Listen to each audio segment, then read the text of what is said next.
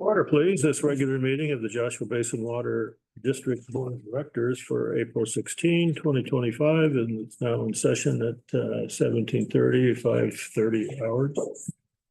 Please join me in the Pledge of Allegiance.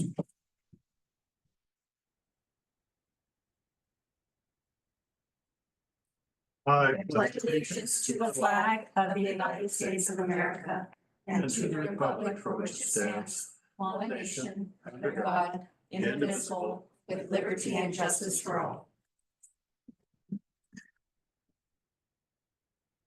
Thank you very much. That's the It's the woo-woo. Yeah.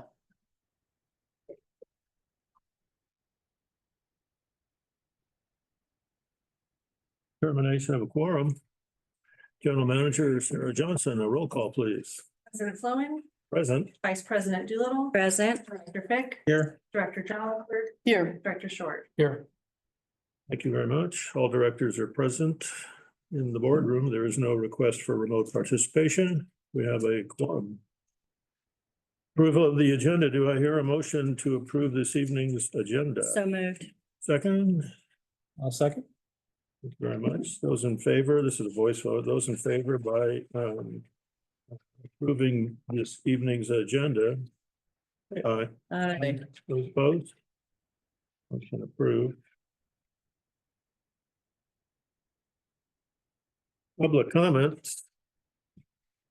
This designated time is for members of the public to provide comments on any district-related matter, whether appearing on the agenda or not. Under provisions of the Brown Act, the board is prohibited from taking action on any items not listed on the agenda. At the discretion of the board president, comments on a particular agendized item may be deferred until that item is heard. Is there a public comment? Hearing none. General Manager Johnson, is there written, electronic, or voicemail public comment? And to my knowledge. Thank you very much. Public comment time is now closed. Consent calendar. Consent calendar items are expected to be routine and non-controversial to be acted upon by the board at one time without discussion. If a board member would like an item handled separately, it will be removed from the consent calendar for separate action. We have one item. It's the draft minutes from the board meeting of March 19, 2025. Does anybody want to remove this item from the consent calendar for discussion? Is there a motion to approve the consent calendar? I'll make the motion. Okay. Is there a second? I'll second. Voice vote. All those in favor of approving the consent calendar, say aye. Aye. Any opposed? Carried. There is no item 6. Discussion action calendar, February 2025 check register. Director of Finance, Ann Roman, please. Thank you very much. Good evening. And today we are presenting the February 2025 check register for review and approval. Just a reminder, these checks do go in front of the board for signature. I know you don't all individually see them, but some of you do. And so these are reminders of what has already come through. This check register is actually a small 266,000. It doesn't sound small, but in the grander scheme, it's a small check register for us, including payroll of $2,096.79, utility refunds of $1,459.02, and director stipends of $2,604.45. I made some comments here about some notable items, most of them related to voids and reissues that were included, because those sometimes look a little odd on the register. But I'll go through one page at a time and we can stop for questions as I do. So starting on page 10, we have Amazon, right about a third down. Tailgate lock hatch was purchased, a replacement power adapter and battery for gas alert detector, printer paper, door hangers, field uniforms, bulletin board, backup battery and surge protector and toner. We also have on this page in the middle, Aquametrics Sales Company. This was inventory, 31-inch meters, field logic communicator device that retrieves up to 45 days of data log from the meter. I think David talked about that during one of our recent presentations. Just one question. What was the inventory, the top one? It was 31-inch meters. 30, number 30, okay. Yeah. And we have some arborist services that are kind of unusual, I guess, or not unusual, but we don't have it on a monthly basis. There's a $2,500 charge for tree trimming. So that's just a periodic charge for that. Otherwise, it was looking pretty routine. Any questions on page 10? Just a curiosity, there's a lot of sampling, water testing, et cetera, Babcock at the bottom of 10. This is an indication of billing rather than actually when the tests were taken. In other words, this time there's a huge number of them. Right, so it does correlate to billing, and there are 2 separate payments made to them in this month. So yeah, it's more related to billing than the timing of the tests. Thank you. Yeah. And I have a question also. It's regarding 013863, the Atkinson Andelson Lawyer Rudd and Romo. That putting those invoices together, that's quite a bit. Is that how much we pay average monthly or? No, I To our wouldn't legal say that's services? average. That's Okay, what do you think it is? Like 11,000 or something a month or?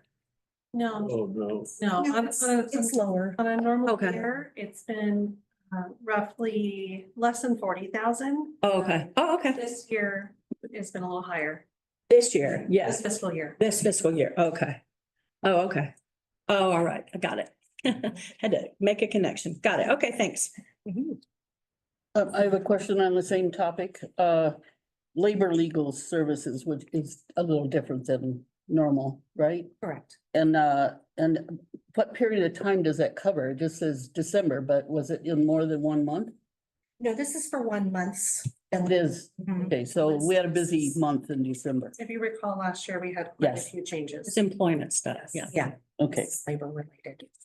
Oh, that's why it says labor. Yes. That's right. Oh, it's not their labor. It's related to No, labor. General, so what we just, Oh. services, that's for general things. Yeah. So, Okay. you know, if I have a question about something related to a task that I'm working on, perhaps, and then we have the labor legal Okay. services for labor related, our labor related. The generals typically, sorry to put you on the spot, but it's typically Jeff. Yeah. No problem. Well worth it. Yes. I can say it's not my fault, I think. Anything else on page 10? All right, I'll move on to page 11. We have CNS Electric that did some work for us. Here at the office, they checked the main fuse block for damage. I think this might have been related to the generator that was failing. Is that right? Yeah.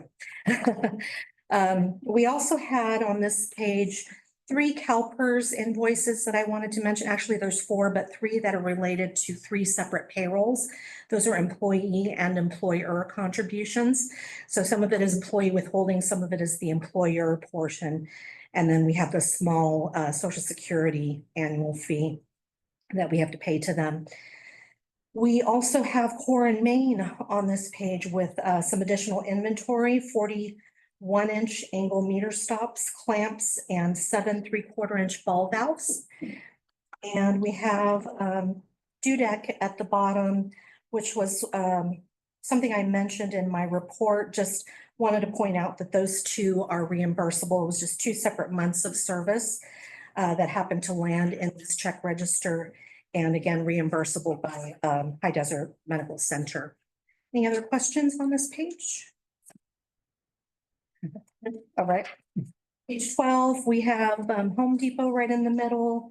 We purchased a push broom, torch kit, microfiber towels, pliers, and a tool bag.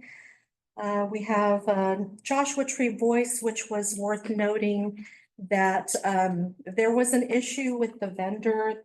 We're not sure what happened to them. Couldn't get a hold of them, and 2 checks from last fall after multiple attempts were made to contact the vendor. So then we have at the bottom, Mission Square retirement. Those are our routine 457 plan employee and employer contributions related to payroll. Any questions on page 12? Okay, moving on to 13. Very top, municipal diving services might be of interest, tank inspection on B1. And then we have Napa Auto Parts with some purchases, including 3 batteries, hydraulic fluid, shocks, and struts. We have also NBS, I wanted to point out there. We had, they mailed CMM, Copper Mountain Mesa, delinquent letters for us after the December due date on the property taxes. And they also worked on the cost allocation plan. So that's something that's in progress. And we had a transaction here for Park House Tires for a large broom, for the large broom to reinstall the tire and rotation for a loader. And Peak Solutions is right above the middle. That is formerly known as Xerox. The company changed names. So it's the copy machine lease. Oh, And we have Pro Security in the middle of the page with a new battery and system upgrade for the admin office and shop. And at the very bottom, we have our Southern California Edison routine invoices. Those are about normal amounts for those. So any questions on any of those? Page 14. I wanted to point out there were 2 old stamp checks, meaning that they've just gotten so old without being cashed that once a year we handle those. Our auditors require it. We look for ways to reissue the check and get those payments to the payee. And in this case, these 2 were to Vice President Doolittle. And so we reissued that check for her. We did several others in addition to that. So I don't want to make it seem like she was the only one. Then we have US Bank with our credit card transactions on this page. And first I'll mention that for David's, you'll see 2 entries there, one being a negative, and that's kind of right in the middle. The 868.43 that relates to a duplicate invoice that was voided this month from last month. And I'll start with Dan's credit card right above that to mention that we purchased a chainsaw to cut trees, wall pipe fittings, and a ratchet. And then David's credit card charge for this month included the the climate controlled storage in 29 Palms, monthly Adobe subscriptions, certified mail postage, uniforms for the office, and our website domain renewal. And Sarah's credit card just below that included a background check for recruitment, labor law posters, HR business subscription, DVD player to review board meetings, a Grammarly annual subscription, and CSDA trainings for Director Short, Director Jarlsberg, and General Manager Johnson. And otherwise, it looked pretty routine. Any questions on page 14? All right. And again, on page 15, I'll just point out again the 266,000. So this is a small check for us. Page 16 is our check, our paychecks detail. And this also includes the FSA, the flexible spending account transactions, which is something that I've mentioned it before. It's withheld from the employee's check and then reimbursed to them when they have a qualifying expense. In total, there was $1,086.12 of payroll related payroll processing charges, $75 in FSA processing charges, and $935.67 in FSA reimbursements. Any questions on that? Yes, ma'am. Didn't we talk about getting a different paycheck provider? We did, and we're Is that working in on it. process? It's in process, and I think Sarah's gonna have a little update on that. Okay, good. Later. It did. Yeah. Okay. All right, page 18, we have our utility refund register. These are the refunds of deposits that customers have put on account with us after they close their account. And these all look pretty routine to me. Any questions on page 18? All right, and then finally, we have the director's stipends on pages 19 through 21. And we will be looking at a different format. We're not sure exactly what that's going to look like yet as we work through our implementation with the new payroll provider, but we may see a different format for this. So we're taking in your comments as well here and working with them on that.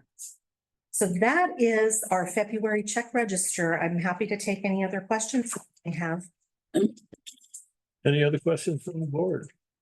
No, thanks as always, Ann. You do a great job. We appreciate it. Thank you.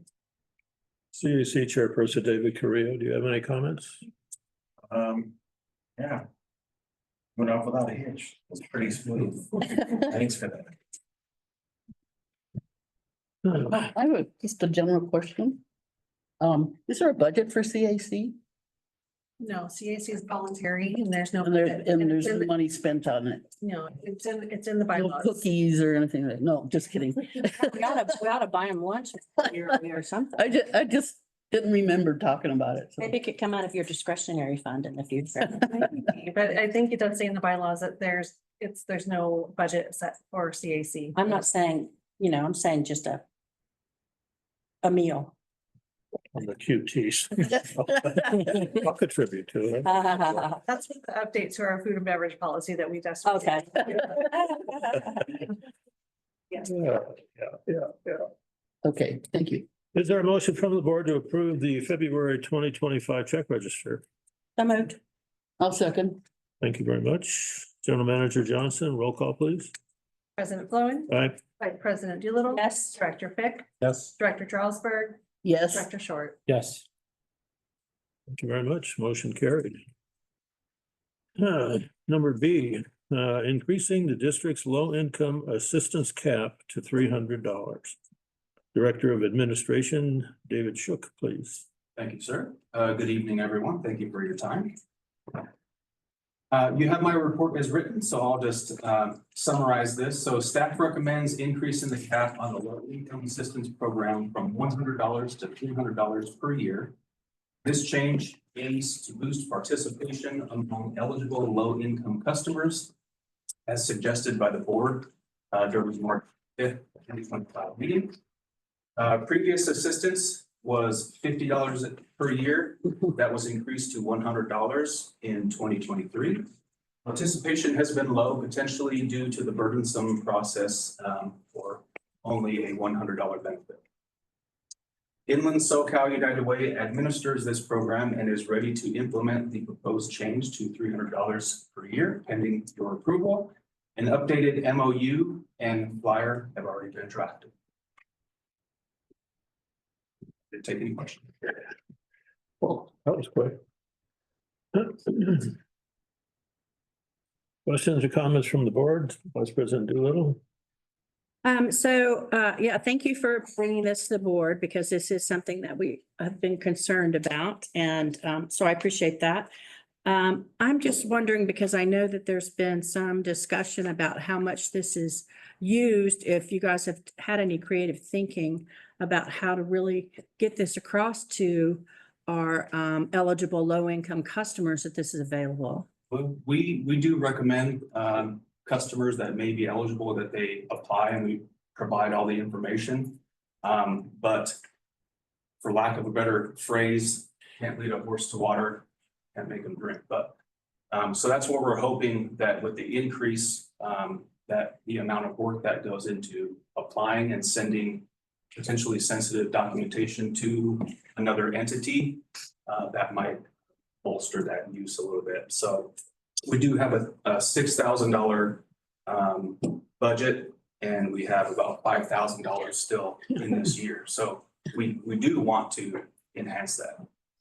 So, and how often does this appear in the newsletter? This opportunity? At least once a year, huh? More than that. Oh, I don't know. Yeah, more than that, but if you would allow me, one thing that we saw upped participation was when we got United Way to come here and do the intake here, Mhm, and then we pack the room. mhm. People just don't want to pick up the phone, they just don't want to do it, they want to be Led. led. That's what it turned out to be. Okay. They basically did the whole thing for them, walked them through it, and even though they'll do it over the phone, for some reason, they won't pick up the phone and call. And So if we can get them here to do an intake day, that rocks. we do something similar to what we did for VWAP, I think, and Mhm. that might help. So on the Idea. flyer, I tried to make it as simple as I could. I have the income verification requirements on here. I have a checklist. I have the link, the phone number, and a QR code to try to make it as easy as possible. And it's still doesn't. And that sits out here. We have those up front. Is it also on the website? The Help to Others information is on the website. That Yes. thing is though? I don't think that specific flyer is, but the link to the Inland SoCal website that has all of that same information is on our website. Yeah, I believe you when you say it's simplified, but it's a little complicated to me. I don't know. Just looking at it, I don't know. I'm just thinking about, people's ability to read stuff, you know what I mean, and comprehend a lot of stuff from reading. That's all. She's off camera, but speaking about this and regarding the newsletter was our community outreach person, Kathleen Radnich. And if anybody wants to talk to her, they can do that on Saturdays at the farmer's market. There's a plug too.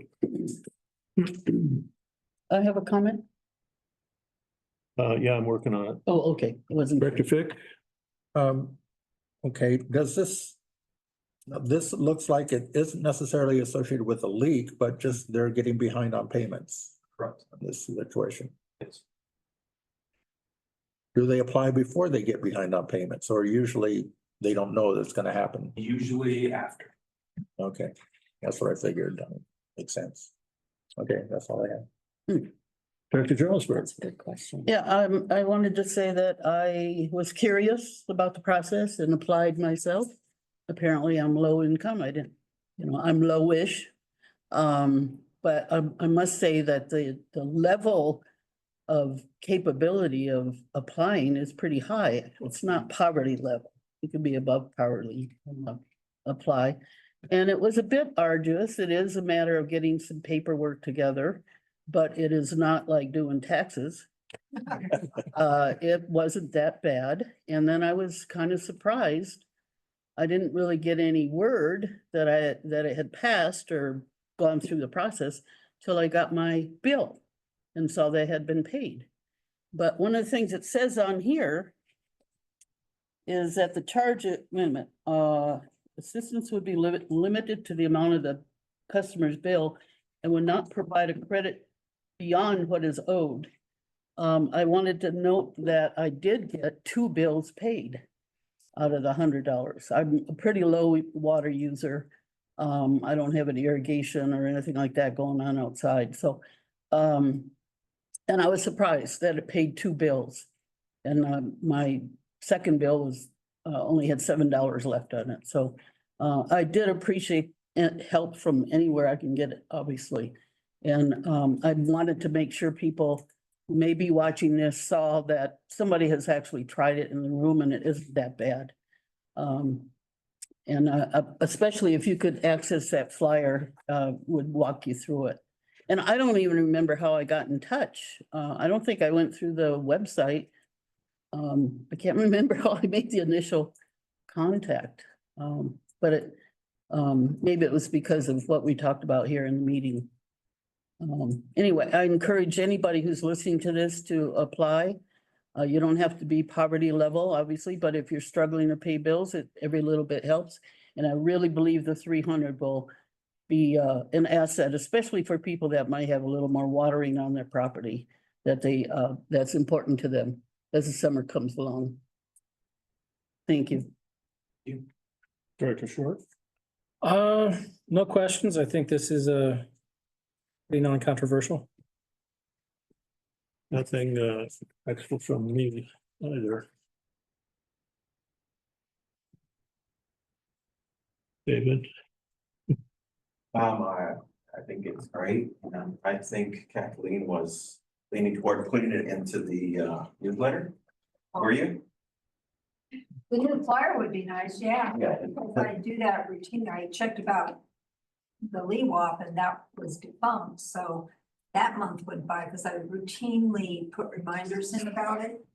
But it might help if we also clarify that this is not coming from the ratepayers' money. Right. I would like to see that on there because that is a question. People don't like that, so. Yes, I think that would be a great way to get it out there also, so. So I can put it in the May edition of the newsletter that's just out.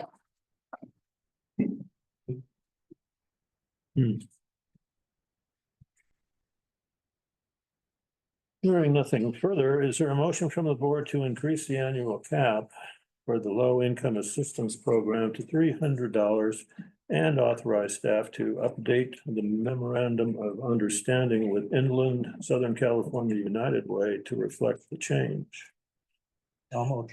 Second. Thank you very much. General Manager Johnson, a roll call, please.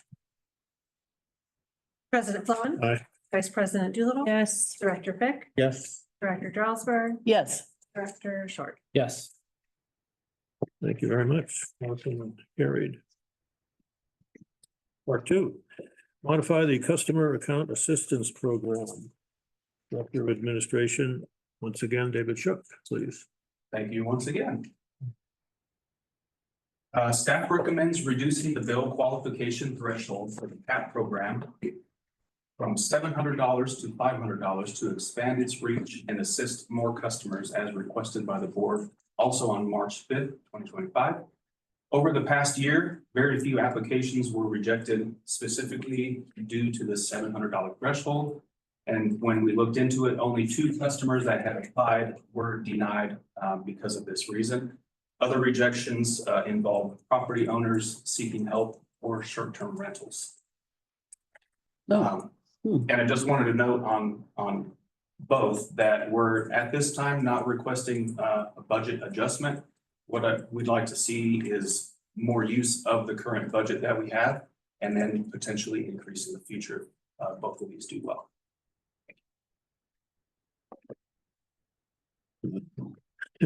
I got distracted. Thank you. Vice President Doolittle, comments, please. So I appreciate you bringing this before us again. Thank you, because this has been a concern of mine since I got on the board. But I'm a little confused now. As I've mentioned before, remember when I was campaigning and I ran into this couple who were evidently, challenged financially and they'd received a $400 bill. Are we saying that this $500 has to be on top of what their normal bill is? Yes. So this couple that had, let's say their normal bill is $60 and then they had a $400 charge, they would not be eligible for any help. That's correct. So where did the $700 to $500 come up? Who decided that? That came up during our discussions during the March 5th meeting. Did we suggest that we wanted $500? We wanted $700, we wanted it to $500? Does everybody remember that? Yeah. Okay, I didn't. Do you remember that? Okay. All right, I didn't remember that because I still think that's too high, but how many people use the cap? Like in a year or whatever? I think we've had 1 or 2 since our last meeting. And at that time it was 10, so currently 12. For 2025 or 2025 this year or the fiscal? Okay, Fiscal year. fiscal year, okay. How do people find out about this? Yeah. It's also on the website under the customer account assistance section under customer support tab. Is it gonna get a flyer too? Certainly. All right, that's all for me. Thank you. Director Fick? Okay, I'm curious, you say that there were two STRs denied. Were they denied because they are STRs or were they saying something else? They were denied because they're STRs. Okay, so it's a business. Yes. And so it's capable of It has to be denying. their primary residence to be. Okay, that makes sense. And then, okay, another question is, well, we're visiting it at 500. Would it be arduous task to make it 400? You could make a motion to approve the resolution with that change. If you wanted to have a different number and we can edit the resolution. So what's the total budget per year for this? 12,000. And what's been the hit so far? 4,639. Okay, that, And we're just a few months Underused. away, yeah. 6379 now, sorry. Sorry, that was from March 5th meeting. Yeah. Sorry about that. What did you say it was? We're up to $6,379 of Half the budget. About half. Yeah, okay. We don't expect to need a budget increase this fiscal year. But we're hoping Right. just to utilize it because it's been historically underutilized. Well, could I motion now? Well, I think you gotta get through the rest of the director Okay. comments and then we'll call for a Cool. Director Jarlsberg. I would go along with lowering it a little bit too. But it's good. I'm glad we're doing it. Director Short. How much of it was used in the last fiscal year? In the last, Last year? 23, 24. 3,895. We've only had, the highest year looks like, in recent years was in 2020, 21. And we used $10,180 that year of an $11,500 budget. And that was COVID year? Yeah. Yeah. Okay, yeah, I think I'd be on board with a lower number than 500 as well. Maybe even 300, because just thinking, if somebody gets a $500 bill, that's tough to pay. I mean, most people don't have anything in savings, and they're squeaking by already, so I think we just gotta do what we can. We agree. Just to make a point of clarification that if that budget gets reached, I guess there's the then what? We just let people know that the budget is reached for the year and then nobody would be eligible. So Till the next year. something else for you to consider So the next year. until the next year, but their bill would still be due and there would be no cap for them. that's twice every 5 years for the cap. So there is a max that they can use it Okay. twice every 5 years. Oh, yeah, okay. And I think based on our historical use, we'll still be okay, but I just want to point that out. DEC Chair David Carrillo. Yes, I have one question. If that $12,000 is not used, what happens with the money that's not used? And would we be able to put it into an account for low income? It stays in the general fund. Just isn't, and so it just comes right It back just comes over? back into the general fund. Yeah. It gets rebudgeted for the next fiscal year. Yeah. Okay, so it doesn't go any higher, just stays right there. We haven't had the need to go higher. Okay. I was looking at, people with low income and stuff, I was thinking, if that was part of the budget to begin with, it might be kind of nice since we were looking for some kind of rescue or help for people that are having a really hard time. So I'm just throwing it out there. Food for thought. I have a few more questions. Sorry, a few other things occurred to me. So is a late fee included in this when they're, so we waive the late fee or if they're not able to pay or? So if they're eligible for the cap and, oh, sorry, is that directed to me? Well, yeah, that's. Sorry. Yeah, if they're eligible for the cap and they receive the cap, then that is actually adjusted, that amount is adjusted off of their balance. And so, yeah, they wouldn't receive a late fee for that amount. Oftentimes, there's not, typically, they're not late at that point. They just experience a high bill Yeah, yeah. because they want to. In the first month. Right. Okay.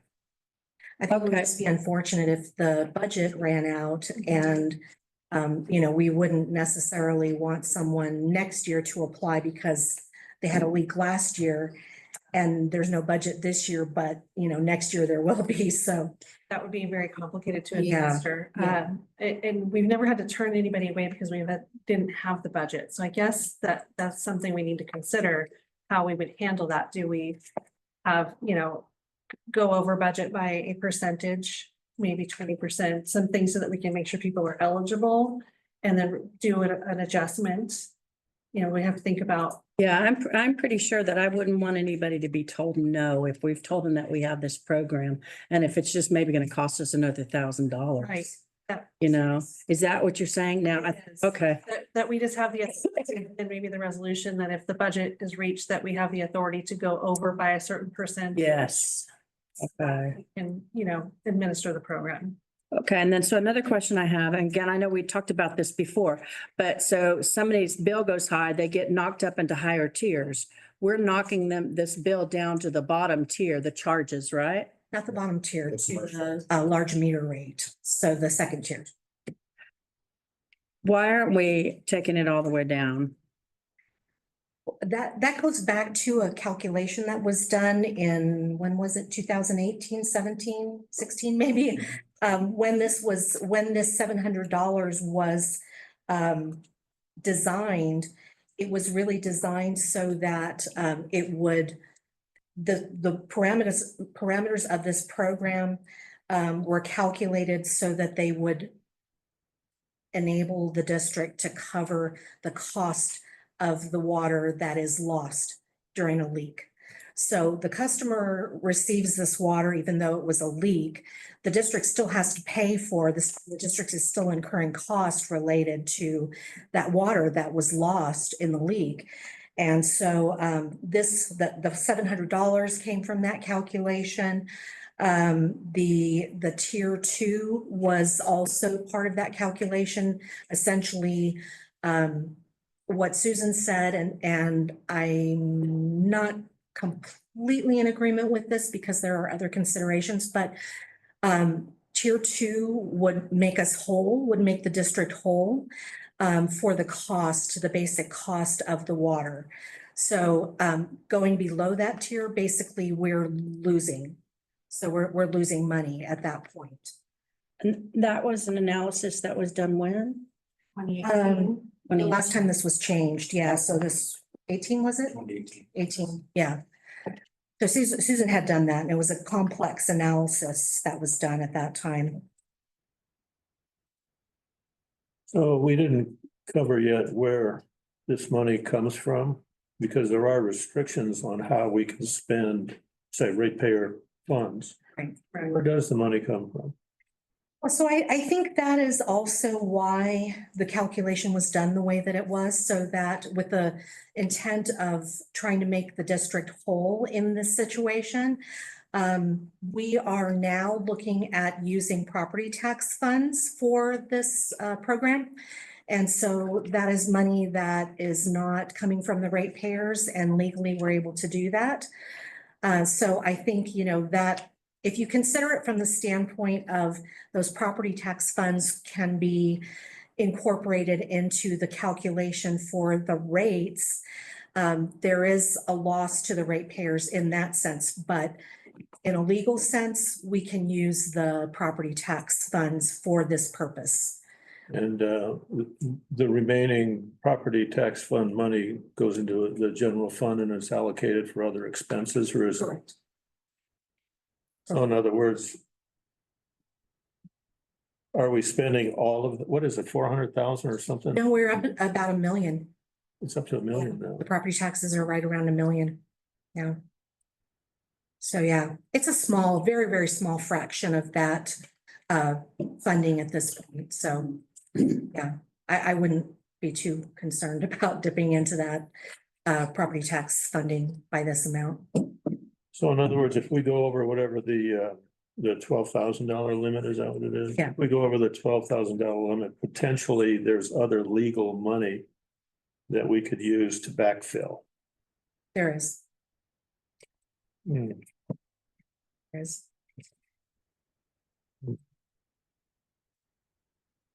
You have something else? You're looking So, at it. so if the bill is $1,200, Mhm. okay, and so that's $1,200, so it's greater, way greater than they normally pay. Is the assistance $1,200? Or is it $1,200 less than $60 they normally pay? No, it's, well, they first have to, you have the calculation, David? I do. You have it handy? Yep. That might be helpful. Going to the whiteboard. Oh, I thought he was going to the whiteboard. Oh, I can. Oh, wait, do you have it printed out for us? Is that what I guess? I just have one copy. Oh, okay, yeah. Whiteboard it with your nice artistic self. Some calligraphy going on. Okay. All right, so in this example, this person's bill was 1522. And prior year, I'll just put prior year here was 6985. The difference 1452.30. Am I writing large enough? Yeah. So then what's determined is that the difference is obviously greater than the 700 as it currently stands. So then this was 122 units. So then that unit times rate equals 1177.30. And the cap adjustment drops this by 344.85. And I anticipated the tier one. Oh. So this one, this is what the customer currently owes instead of this. So that's at that rate. So at 8. This 40? is Oh. 976. So this is the current, what the customer would currently owe. Actually, this is what they currently owe. This is with the adjustment. At the tier one rate, this is what the customer would owe after. Isn't tier one 840? I thought that's what I paid. No, it's 8. Eight. Tier 1 is 8, Oh, 8 even. Mhm. Oh, So I'm, not very clever when it comes to math, as I've said many times here. So where does that 344.85 come from? How do we arrive at that? That's the, It should be the difference between the 1522.15 and And- the 1197.30. Is that right? yes. So this is the difference between this and this. That's basically to adjust their bill down to the tier 2 rate.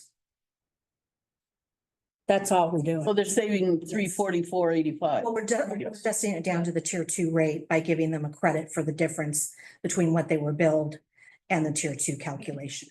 Right, and so then if it were the tier one calculation, they'd owe 976 instead of 1197, right? Yes. Yeah, well, I thought it was gonna be more of a difference, so I. Qualification is that they have to have a bill that's over 700 currently. Yeah. Changing that down to 400 or whatever number Yeah. is determined doesn't change what they will owe. It just makes them.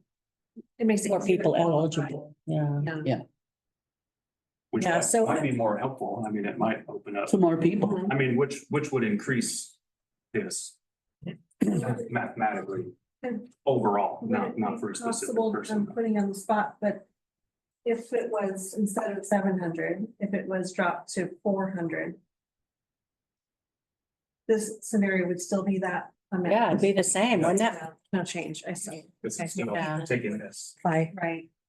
Yeah, I just want to make sure I wasn't missing a Yeah. beat. So the difference in the bills could potentially allow for more people to qualify because if they had a Mhm. smaller difference, That might help.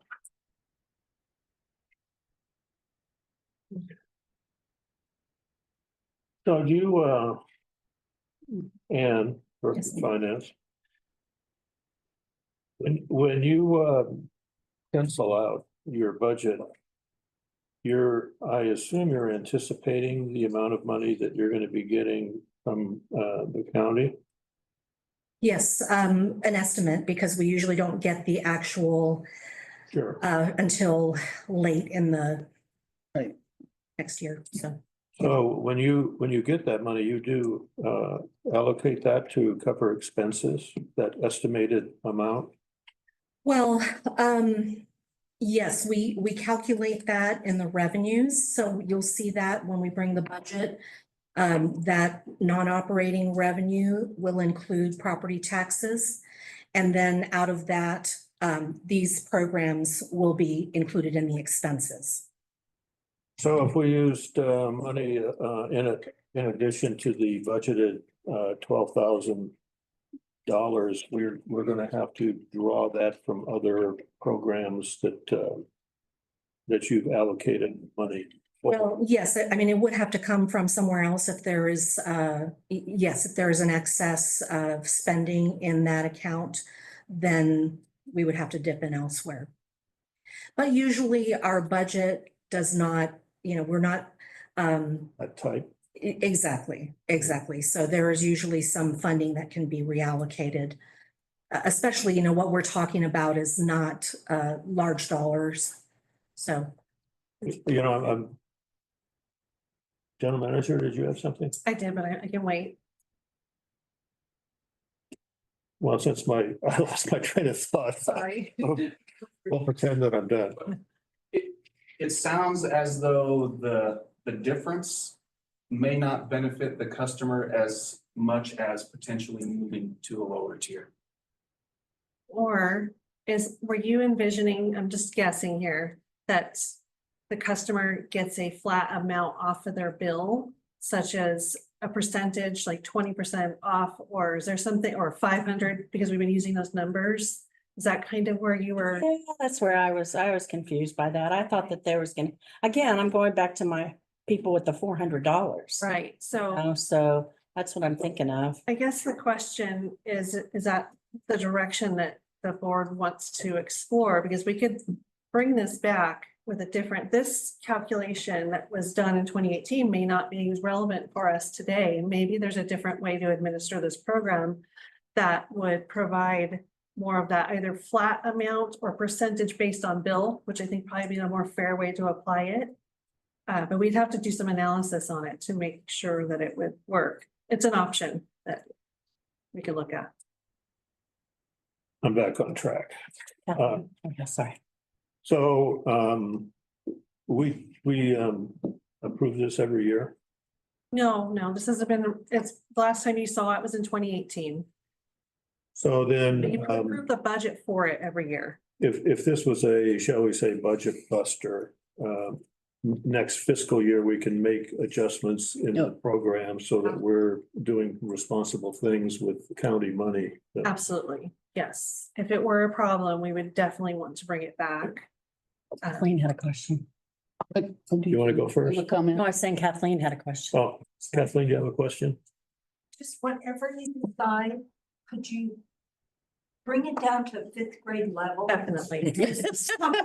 I agree. No one understands that. Yeah, that's- Nobody. Yeah. I agree. That's why the Oh. percentage amount, I think, makes a lot Better. of sense. No.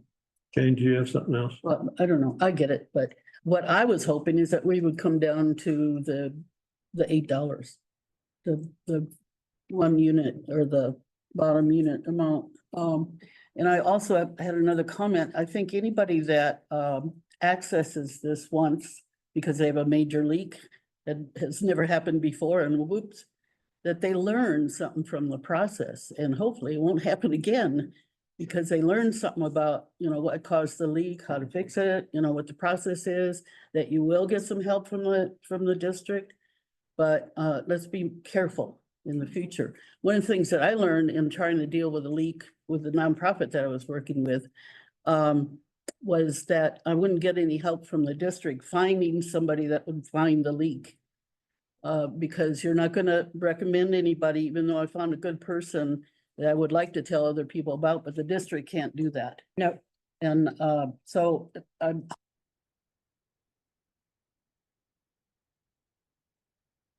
The high bill, first time in their life, and it's like, oh my God, what happened? That the whole process they learn from, so that this doesn't happen again. And I do think that it needs to get down.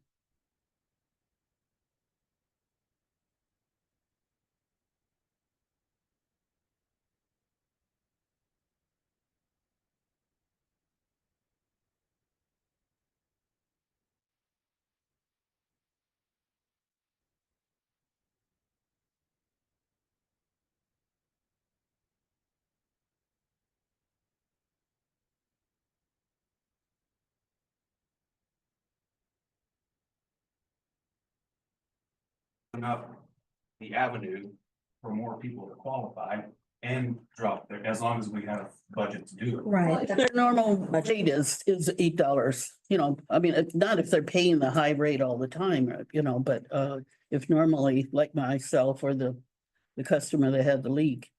It just made more sense to me. I don't know, because it's really out of their realm, out of their. So there could be another option on the table too, to think about that what Director Shook just expressed, that could be a motion.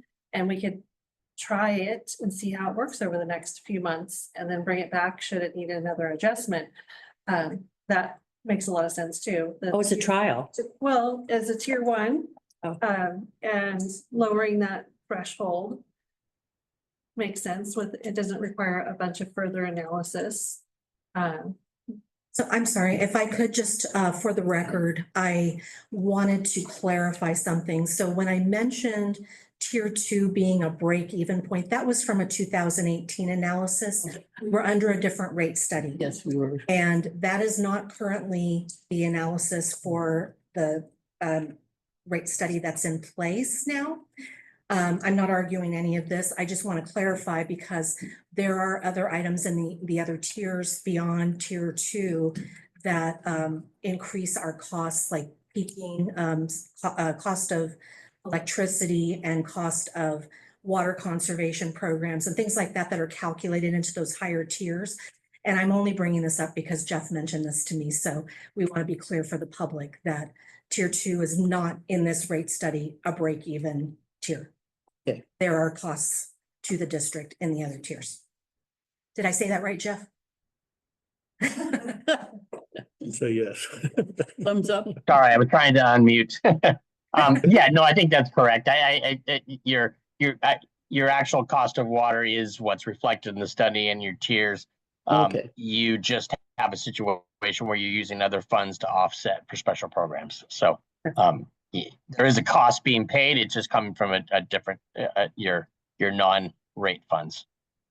And we didn't have this amount of property taxes back in 2018. Yeah. Have this much funding available either. Right. So I don't think it was really a consideration at that time.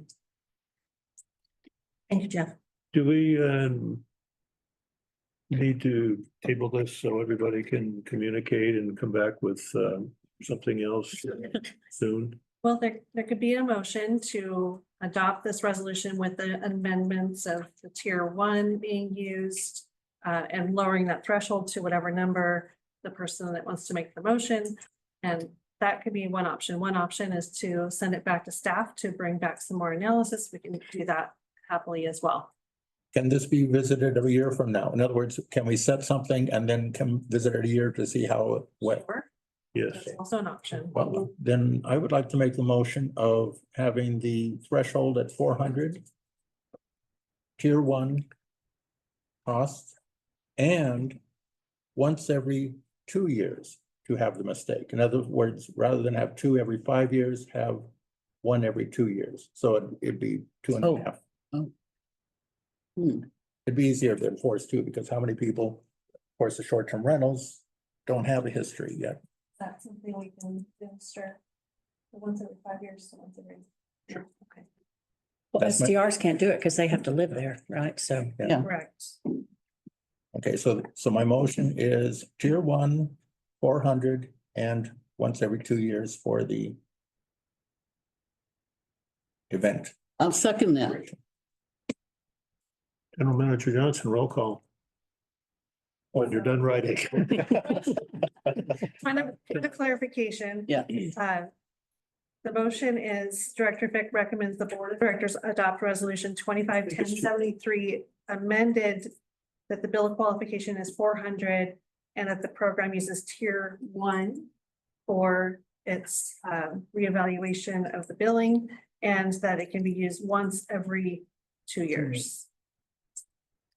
And I assume we're gonna visit this in a year after the trial. What we'll Well- do is we'll bring it back in our customer service report, and if it's going well, then that's great, and if it is needing attention, we'll bring it back separately for your discussion. Okay, so we have a motion on the floor, Director Fick, seconded by Jarlsberg. President Fluen. Do I want to include that this is resolution 25-1073, customer assistance program, reducing the bill? Does that add to it a little bit? Aye. Vice President Doolittle, Yes. Director Fick, Yes. Director Jarlsberg, Yes, Director Short. Yes. Thank you. That's motion for. Once we have a motion, we have to kind of.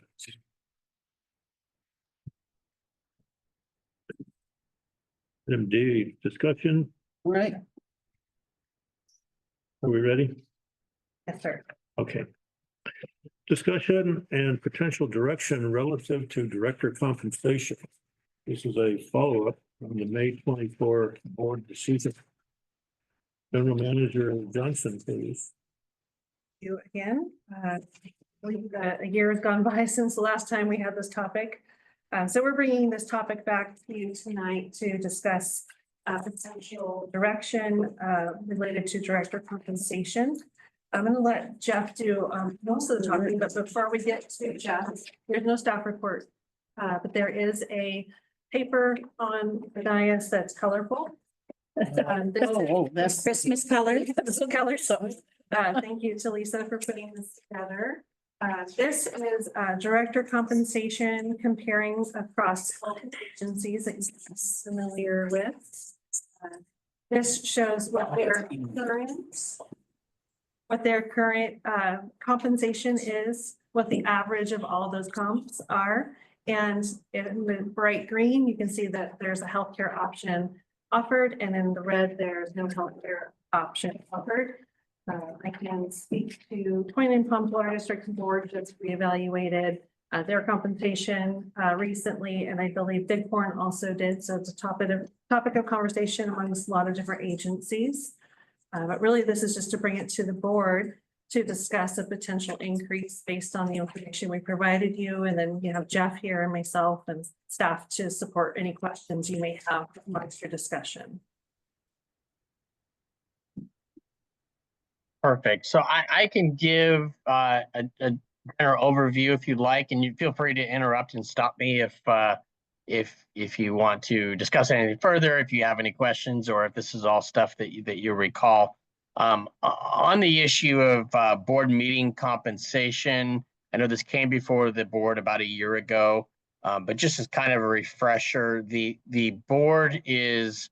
So the statutory rate by default was originally set at $100 per day by statute back in around, like, I think it was around 2000, and I think County Water District Act may have even been earlier than that.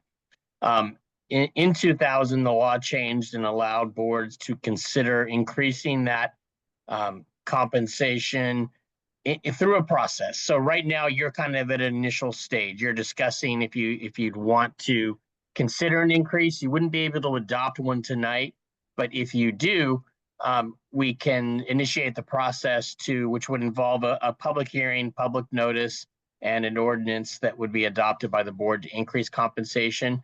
You can increase by, right now, in 2008, you increased it, and I think at that point you were doing somewhat regular increases in small increments.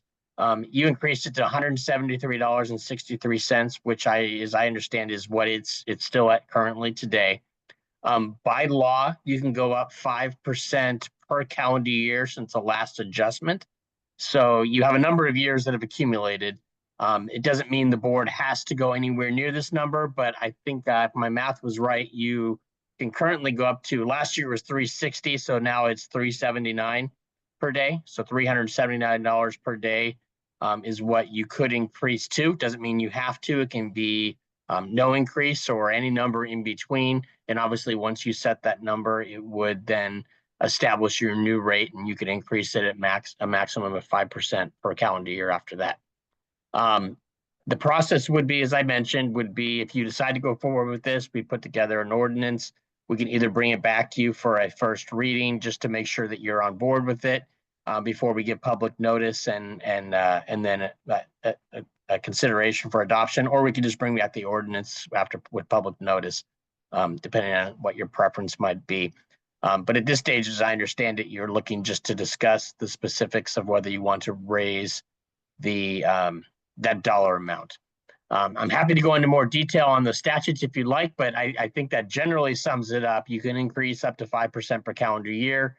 The last time you did it was 2008, and you go up to 379 per year, or I'm sorry, per day, with a maximum. And I don't remember, I'm trying to see how many days there is by statute. You can go up to 10 meetings per month maximum. I don't remember what your policy is currently on number of meetings per month. It's 10. Yeah. Okay. So that's kind of my initial summary. I'm happy to answer questions or go into more detail if the board likes. I don't want to take up too much of your time.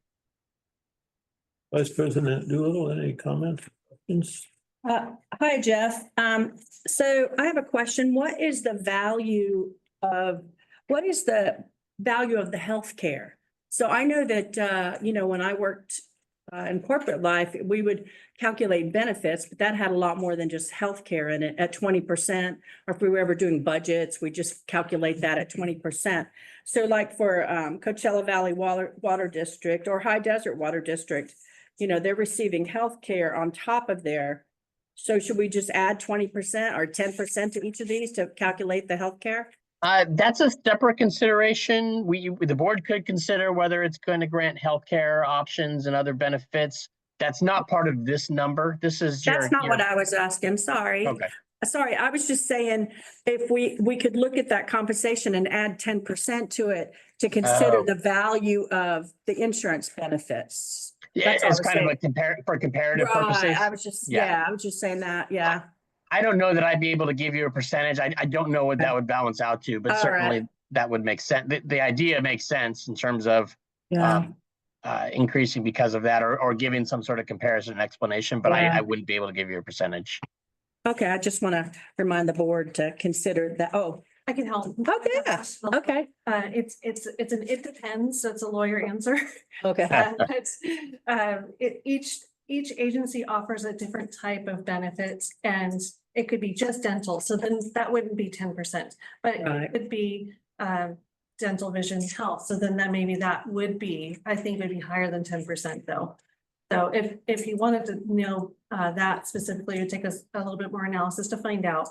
But I can tell you on average, health, dental, and vision for one person is around $900 per month. So if that helps, and that doesn't mean that that's what these agencies are offering. Yeah. So just for some frame of reference. Okay, so I had a couple of things, but that was one of them. That 10 meetings per month, that's a state thing. So he was asking it like it was optional for the district, right? It is. Oh, sorry. I can answer if you like.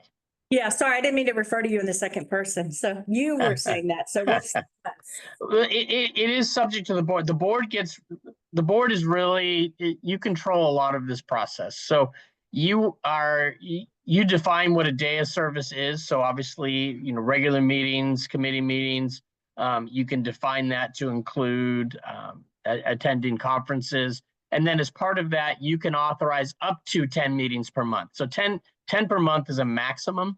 But the board could decide that you only want to authorize 6 meetings per month, for example. So 10 is just a maximum. Okay.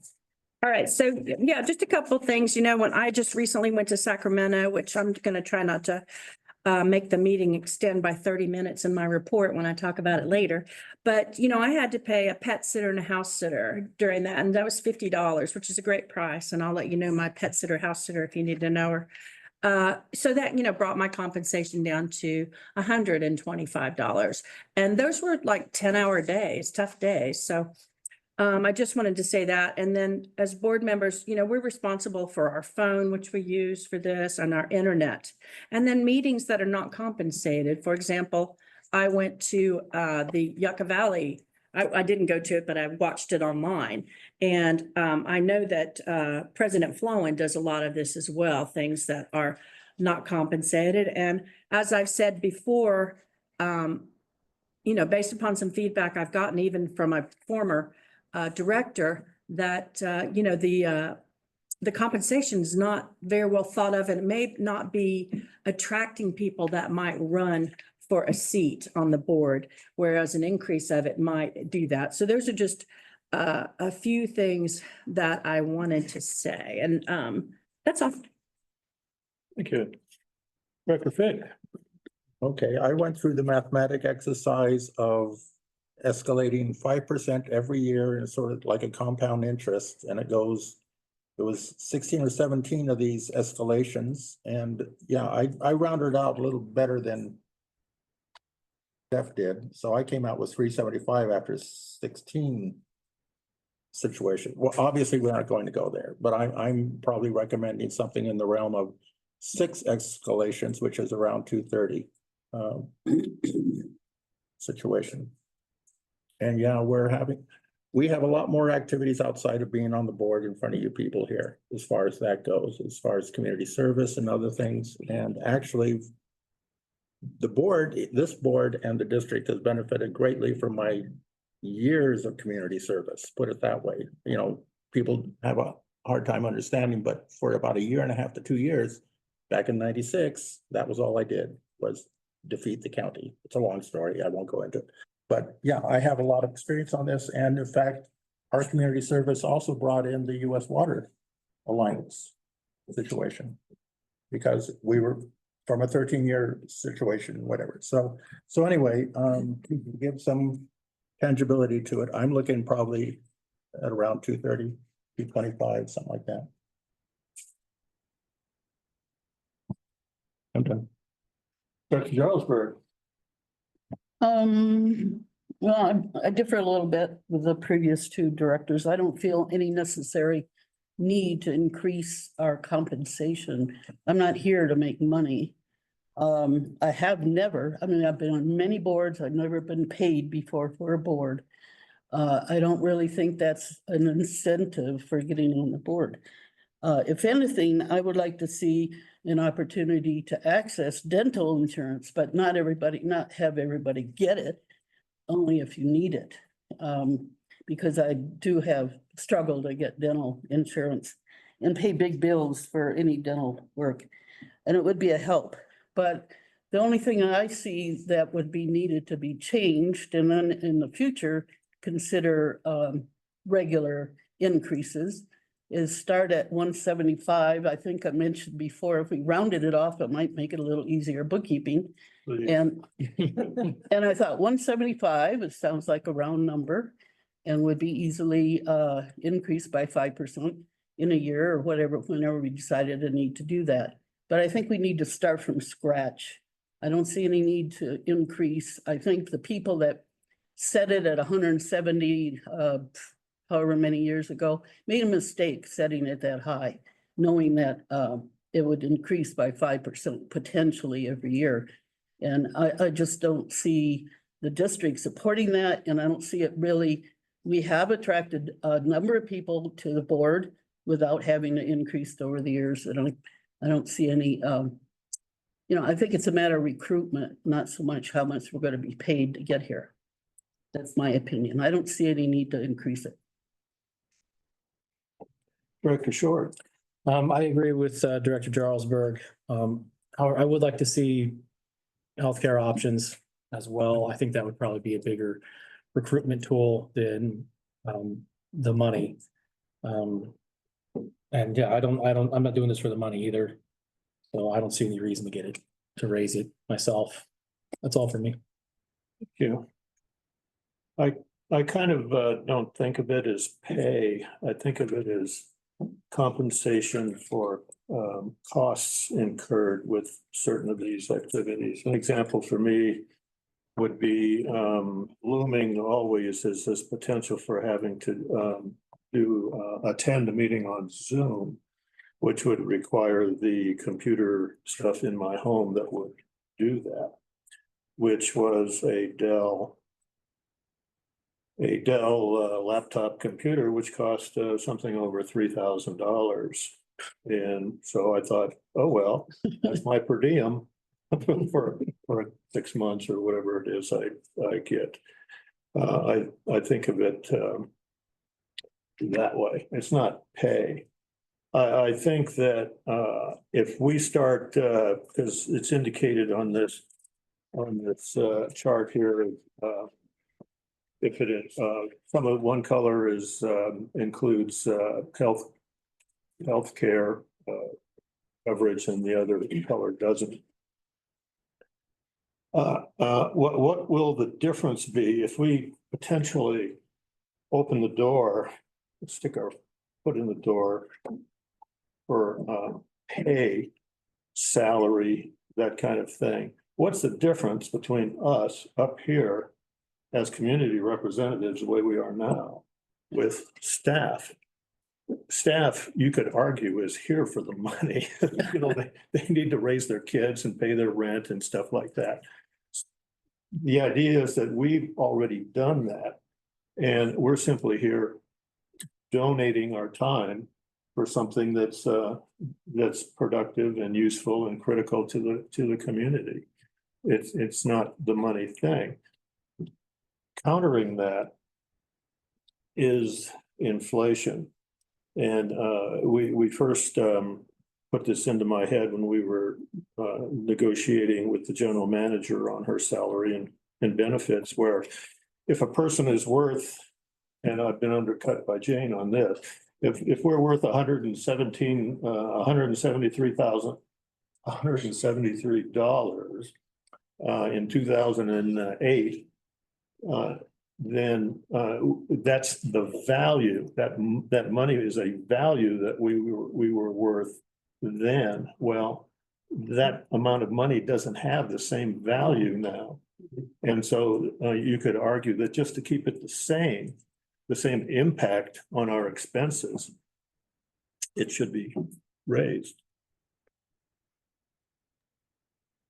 In this, Sorry, I neglected to mention something earlier, so I thought I'd done this calculation for you a year ago, so I thought I would mention it since you just raised that issue, Tom. But I had looked at the inflationary index and provided to the district a year ago. So this is a year old, but at that time, the inflational change of 173.63 based on the LA Bureau of Labor Statistics put you at 248 based on an inflationary increase. So that was a calculation we did a year ago. I can look to do it as you guys are talking to see if you want me to check current, but I don't have the current date up to March 2025. Sorry. I got this letter here, and I'll quote part of it. It says, "Public service is truly a calling. It is a great responsibility that requires selflessness, dedication, and a deep commitment to improving the lives of others." This is from Rosalisi Ochoa Bo. She is the state senator for the 19th district of the state of California. Seems like true words. So I think that it would not damage us too much if we did acknowledge something about inflation and such. And also, what we have on this board is a cross-section of people with a certain amount of monetary capability. In other words, some of us have been homeless in the past and some of us are just barely making ends meet and some people are doing okay. And I think I've demonstrated over time my sensitivity about the struggles of other people. I won't detail that too much now.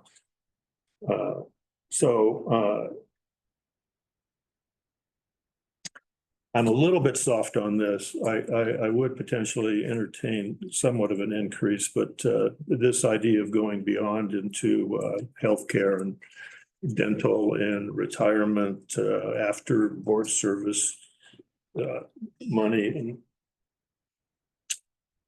no, I don't want anybody motivated to be on the board because I can't afford to leave it. And then we're stuck with the performance of a person that's only here for the bucks. Are you talking about me? No.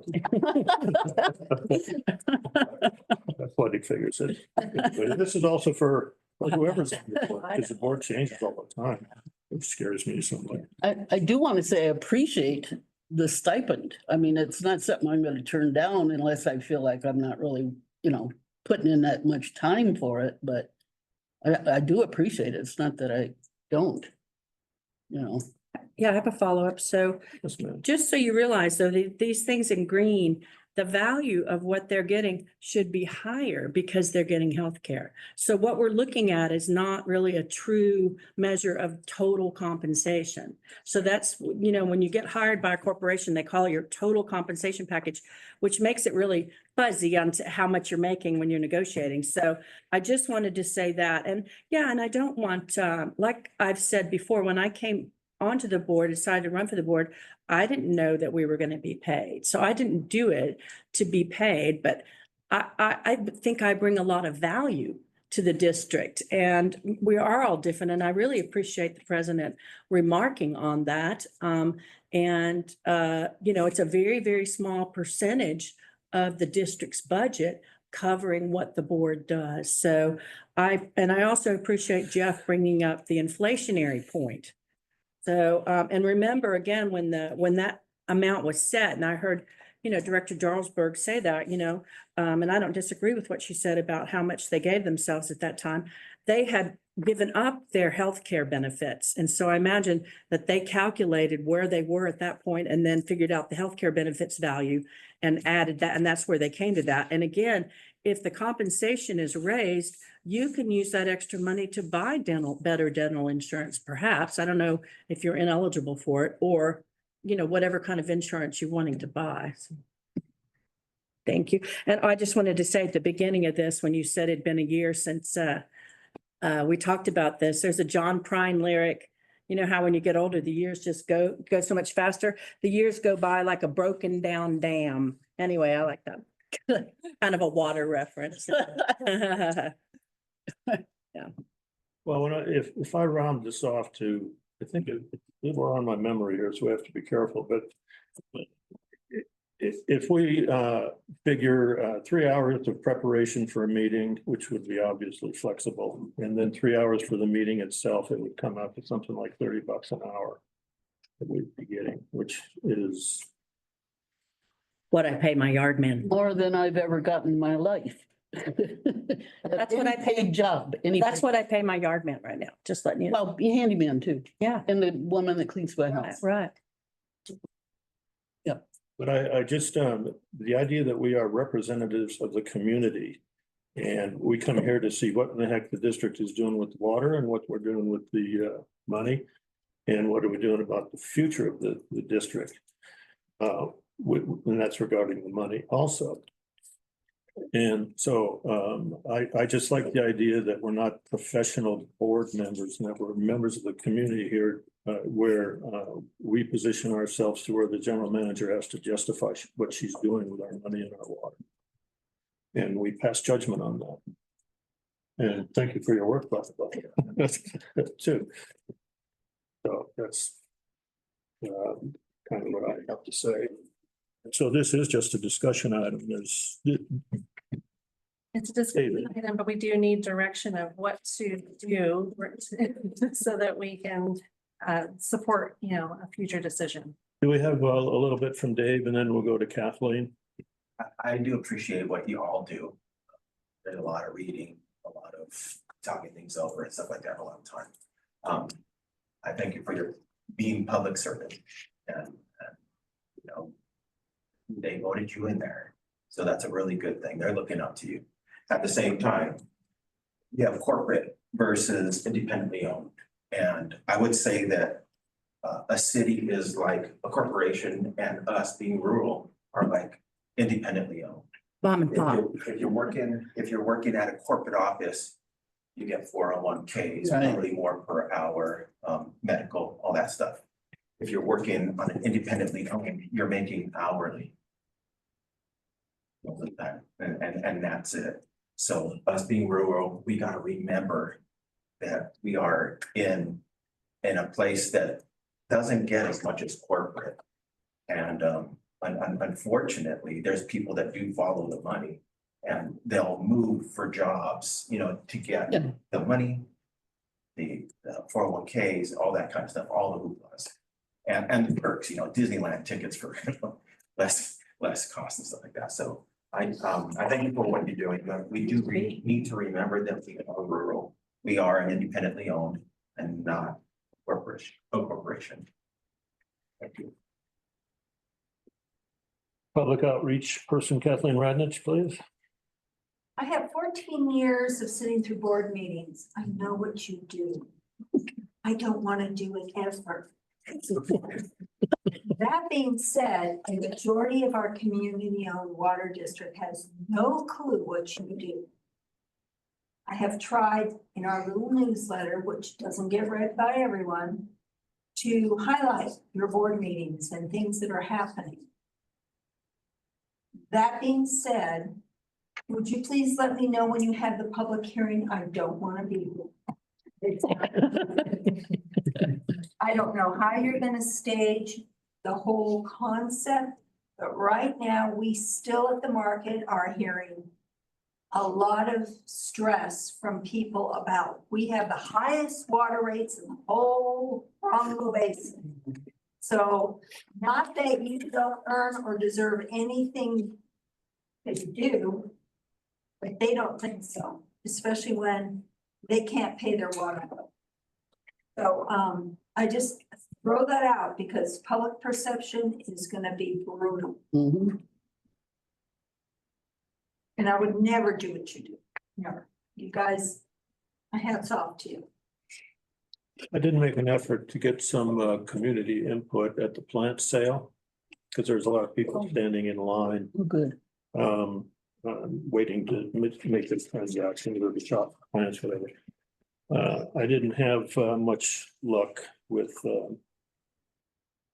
tell you the truth, most of the people that I talked to were from 29 Palms. They were Joshua Tree people, which is of course Interesting. just fine. We are a big community up here. So I was trying to get some sort of a sampling from folks, but I didn't have too much luck at it. And so you were asking for some kind of direction from the board on how to proceed. Well, we could, I don't know if we can get, well, we have a budget.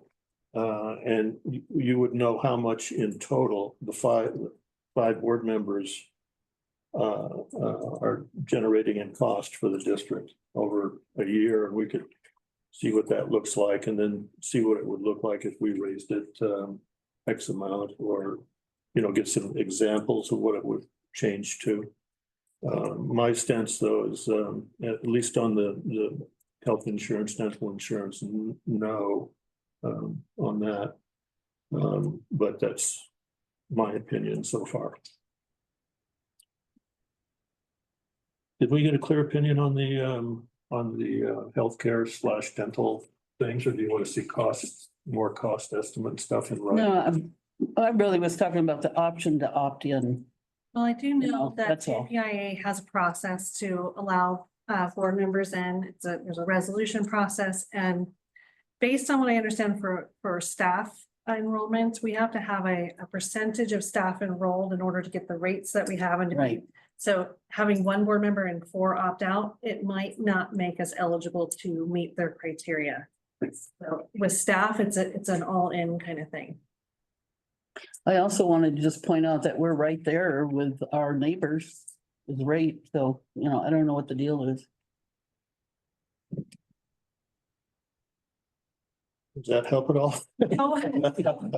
I mean, it's your guys' discussion. I just wants any input from a recruitment standpoint. When we're recruiting for staff, we have to stay competitive to get staff and to get properly qualified and trained staff. And we do understand and we do appreciate when you read the amount of documents and the work that we put into building these agendas. And we know that takes time and effort. And from a recruitment standpoint and an inflationary standpoint, I think that there is a good argument to increase this based, you know, on the amount of work and future recruitment for board members. But Okay, well, based upon that, I'd like to make a motion that we raise. Well, we don't, this But we- this is, We're not raising it? Oh, okay. do with this meeting is there does have Oh, to have hearings. Oh, okay. proceed with what you were gonna say. But you could No, I'm not gonna. just with that motion to bring it back for a future hearing. Okay, well, bring it. So how do we do the public hearing? You're saying we have to do it in a public hearing? Yes. Okay. Yes. And would we tell the public hearing, I mean, when we post this, would we say, please, that the board compensation has not been increased in 16 years, since 2008, or, you know, something like that, because All of that can be stated during the hearing. It's, we've had public hearings pass and President Ploma open them and sometimes it's closed at within 3 That's minutes. true. So it can be very, very quick. Okay, so do we need a motion on a public hearing? So Jeff, what is the motion to bring this back? You know, I think a motion might be effective only in terms of giving us clear direction in terms of what the board wants to see. But the motion obviously would be to request staff to return with return with and draft. Well, I guess I have a question first. Before you make a motion, consider what your preference would be? Would you like us to draft what we could do is draft an ordinance and how it would look. And if you made a motion tonight with a preferred rate, we could bring that back for board discussion before you then bless it to be noticed for a public hearing.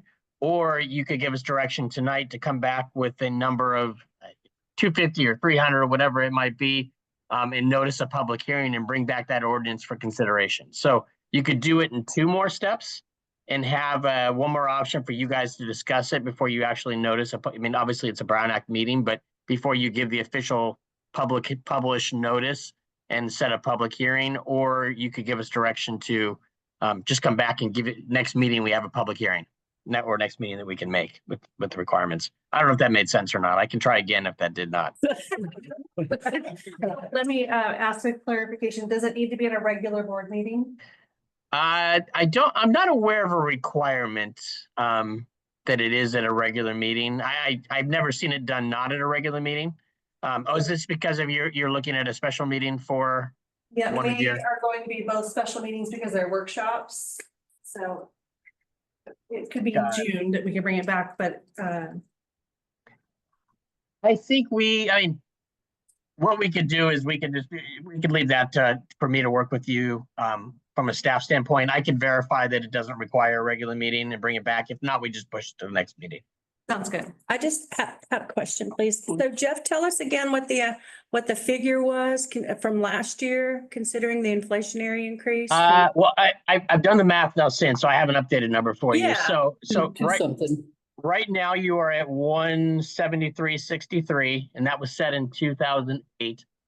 If you use your maximum is 379 that you can go to. If you use the inflation data, and what I did was pull the BLS Los Angeles, Long Beach, Anaheim inflation rate since 2008. If you go on the annual increases, that 173.63 would be $256.34 today. We'll not do that kind of number. No. Yeah, I mean the 0.34 cents. Totally. Right, yeah. Sorry, I debated even to mention the cents, but So do we need to give you a number then to work with on the ordinance, or?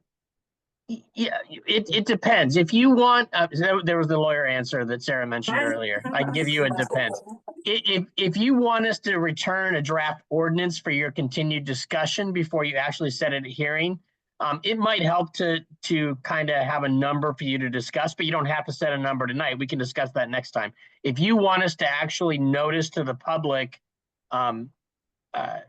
that ordinance and hold the public hearing at that meeting in the future, then we do need a number, because you're not going to be able to go higher than that at the public hearing. You can always go down, but you can't go up. Well, can we pull the board and come up with a cash number? That works. Yeah, you can have discussion about it. Yeah. We'll take it in order. I just have a real quick question. At the public hearing, and we give them a number, from their input, we can change that number, we can reduce it, right? Go But we down, but you can't go up. increase it. We Yeah, can't. because we would notice what the increase was going to be. So you couldn't go higher, but you could go low. Okay. So I need to come up with a number. I get to be the first one. So, well, I would say $225. 225, David? That's about what I would also say. I was leaning towards 230, but I'll agree at 225. Director Jarlsberg? 175. Any Fincher? Director Short? 0. Oh, well, Yeah, I know what you mean. yeah. No, not working for free. Yeah. I'll say 200. As a compromise number, so to speak. Even though These are round numbers. I'm fine. But then you're gonna do an average of that? Oh, and so it'd be an average of 173, 175, 225 twice, and 200. Not 0, because 0 wouldn't factor in. He means, Be one. 173. Right, right. 173. is that what we're gonna do, as an average of all those numbers? Whatever you guys want to do, it's your discussion. How do you want? Hundreds in the middle, kind of. We don't have to be scientific about it. The average, if I did the average as well, it came out to 199.72. So it came out to Not that's. About 200. so Tom was pretty close. Are that smart? Okay, so, board, how does everybody feel about going with $200 for this work? Oh, and it can be lower, right? Yeah, And then we can negotiate it do. down. You've gotta have, yeah. Paperwork and stuff for a public meeting. Yeah. Yes. I would. So this just gives us the direction to bring it back for the next step, which could either be draft the ordinance for your review yet again, or to just prepare for a public hearing at the next available meeting. Right, not a special, I don't want to have the appearance that we're sneaking something Oh, right. into a surprise meeting of some Right. kind. Right. I want it to be above board and do everything. Agenda item.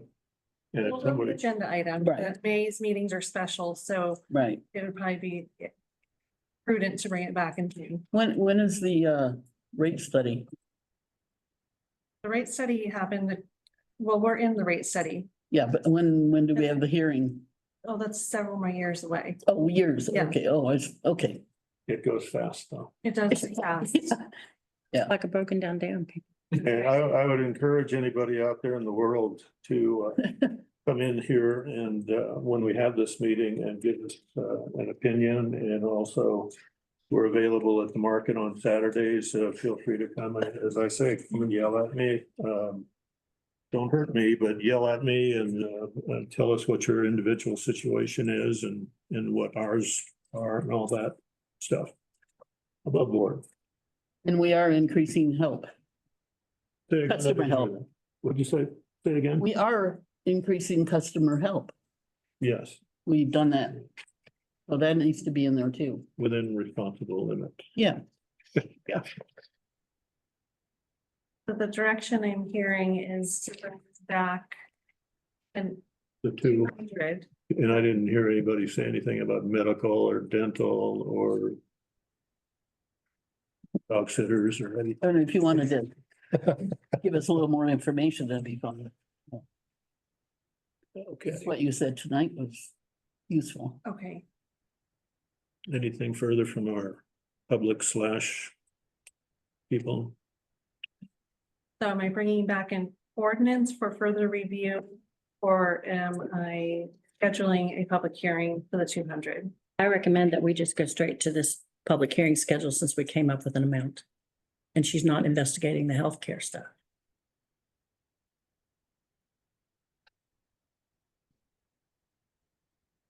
Yes, and also with conference with our Right. attorney The too. Staff will bring back an ordinance with ready for a public hearing, the rate of 200 at the next regularly scheduled meeting. And again, That- please, yeah, please note, you know, in recognition that the pay has not been increased since 2008. Yeah, that content be in there. And And something, in light of inflation and et cetera, so. something too about budget and that I assume we're well within our budget for directors, et cetera.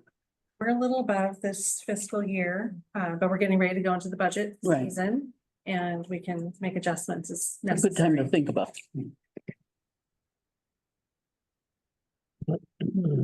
Amending board meeting time. General manager. One moment here.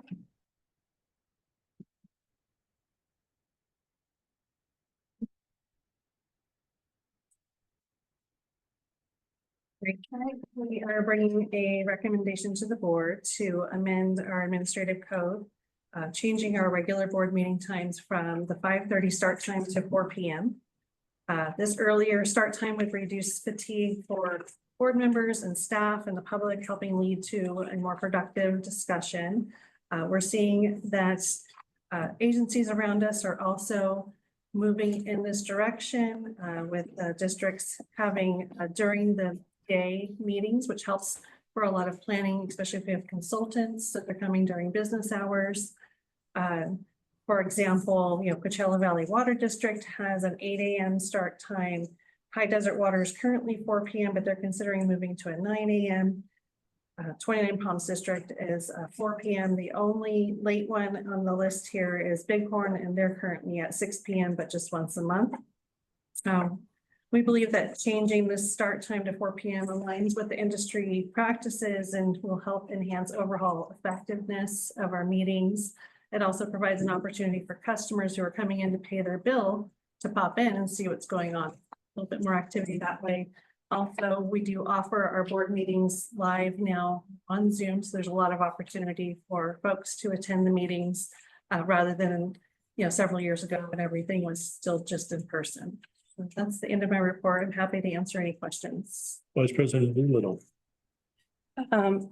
Yeah, I had the advantage of speaking to our general manager about this in a regularly scheduled one-on-one with one-on-two with Director Thick. And so I understand what's being said here, and I've sat here and watched some staff members, not to be called by name, David Shook, fade over time. And so, and I myself have complained about how long our meetings go. So I certainly understand this. What I would like to see, though, is something that says for special meetings that we would go back to an after 5 p.m. time, such as a rate study when lots of members of the public are here, because that's the biggest concern, is that we don't cut off that opportunity for in-person participation. And we are doing that if we start at 4. But since I've been here for 5 years and there've been so few times when the public has participated, I do not have a problem moving it to 4.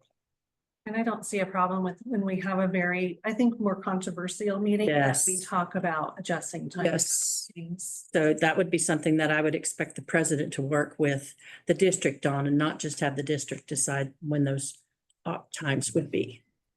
Those Mhm. controversial Oh, times would be. for any potentially controversial. Yeah. Do consider there are certain topics that can only be held at at regular meetings, not at special meetings. There are certain topics So could we not have a regular meeting and have it at 6, a time change, or does it always have to be at 4? That's what my concern is. So only special meetings would be at like 6 or 10 a.m. or whatever. It's outside of the regular course of hours, it's considered a special. So for instance, if we had a meeting on the same day as our regular meeting, but we moved it up to accommodate whatever we were accommodating, that would be considered a special meeting, even though it was the same day. But there's not very many of those options that are regular meeting only, but there are a couple that I can think of. But I think it's good consideration and a good point.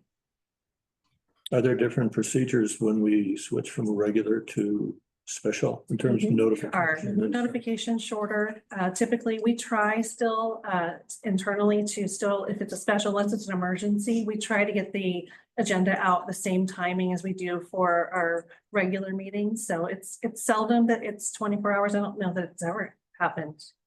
At least not since Lisa's been in that position. So we really do try to get it out earlier. We get it out way earlier than we're even required to. I would just add to, if you had a regular meeting scheduled for 4 o'clock and we wanted to say, for instance, hold a Prop 218 hearing at not until 6. We could certainly agendize with the time certain on the Prop 218 component. So you could meet at 4, or the meeting can be opened and adjourned for 2 hours until that 6 o'clock time frame, or you can open up, hold regular. Maybe you have some regular business beforehand, and then you have a pause in the meeting until 6 o'clock when there's the agenda states a time certain for Prop 218 portion to start, just as an example. So I think there's things we could do to work with staff to address that issue, is what I was trying to get at. And okay, that's great. And the last thing I'd like to say, is that consultant travel time. I've been concerned about consultants being here and leaving at a late hour for a 2-hour drive home. So at night in the dark. Anyway, that's all from me. Director Fick. I agree with the 4 p.m. We're a flexible group. Director Jarlsberg. Well, I have to say, I appreciate the staff's amount of time spent preparing for these meetings, and I get it. But I disagree on the 4 o'clock. And I know I'm probably going to be a minority voice here, but I really feel strongly about it. When meetings were at 6:30, we had other people here. We had public here. I came to those meetings. There was always somebody here. Sometimes 2, 3 people, sometimes more. And it wasn't always a controversial topic. I also was against moving it from 6:30 to 5:30 because that eliminated the possibility of working people being here, which I feel is important. One of my things on being the board is to try to get more public here to witness what's going on in a day-to-day basis, so they get it when we get to the special meetings, and try to make special agreements about a variety of things that mostly are, have to do with money. I'm still would like to see it at 6:30. I think it was a good time. It allowed the staff time enough to get ready for the meeting, and it allowed the public to be here. The Zoom meetings obviously are a help, but it's not attracting people any more than, and it's certainly not going to attract people at 4 o'clock. People that are at work or busy with preparing dinner or bringing kids home from school or whatever. I just don't see 4 I don't see any reason for it personally. Couple of points that I wanted to make. First of all, it's during dinner time. Personally, I have trouble eating before I come to a 5:30 meeting. It's just not my dinner time, and I have to eat or I'm not going to have the energy for the meeting at all. And I can't put off the eating till after the meeting, or you'll see me die during the meeting. Literally or figuratively. I feel like if the board feels that, if the staff feels that they would be ready for a meeting at 4 o'clock, okay, get ready and be ready by 4, and then take a break for dinner break from 4:30 to 5 or whatever, and then come back for the meeting, having had a meal and a break. If you think you can be ready for the meeting at 4, you can do it every day. I mean, every time. And it's only once or twice at the most a month. And it's in your job description. It's part of your job description to be here in the evening for these board meetings. And I really think it's important to have the public here. And we're not going to get them here at 4 o'clock. It's not going to make any difference. Just remember, it's only quite often in the month, it's only once, one evening in the month. You know, take a nap that afternoon. You know, if you think you're going to be tired that night. I know Tom does this sometimes too. Yeah, well, I mean, you know, there are ways to adjust, and I can adjust a meal too, but I'm gonna be eating here during the meeting if it's 4 o'clock. I'm sorry. Just, because I mean, you never know how long it's gonna go. It could go to 9 o'clock, even if it starts at 4. Well, we need a policy on eating then. Are you gonna share? Sure. If you want a sandwich Vienna or some sausage. cottage cheese or a cheese stick. But I really don't think this is a good idea. I don't care what other districts are doing. I think it's our own concern, not what other districts are doing. And not trying to match them. I'm really thinking about people who ought to be at these meetings on a more regular basis, and they're not going to be here at 4. And let's see if I hit any other point. Yeah, it's only once a month, and sometimes maybe 2. But anyway, I don't see it's a big deal. And I do understand the staff having issues, but it's part of your job. Dr. Short? Yeah. We kind of had a discussion today about recruitment. And to me, I think a 4 PM meeting would be a bigger killer for people being able to run for these seats than the pay being an issue. I agree with Director Jarlsberg that this would kill public and the public being able to attend, especially when we're going to have a public hearing in June, more than likely about increasing our pay, and then we move the time to 4 PM. That's going to send a terrible message to the people we represent. Second, at 4 PM, I am just getting out of my son's physical therapy. So there are some weeks where I couldn't attend if that was happening. And if one of the board members can't attend, public can't attend. It's going to be the same issues that they're going to run into. So I do not support this. That's all for me. Do you have a counter number? I would leave it at 5:30 or 6:30. CAC Chair David Curio. Anything? I can see both sides. I really can. And I'll leave it up to you guys. Hash it out. Debbie, are you monitoring? Do you have any opinions on this? You're a regular attendee of our meetings. Is she in? How to do it. Can you hear me? Yes. Ma'am. Oh, you can? Yes. Yep. Okay, good. Yeah, I agree with not doing it 4 o'clock. I know that they used to do the MAC meetings later, and then when we got a new supervisor, it was changed to be 4 o'clock. And I asked, can we change it to be later, because I work in 29 Palms and I've got to drive all that way to be there at 4 o'clock. And they just, I mean, we haven't even had MAC meetings, but I don't agree with that. Sorry. I agree with the 6:30, because then people who work, like you said, can be there. That's all. Thank you. You're welcome.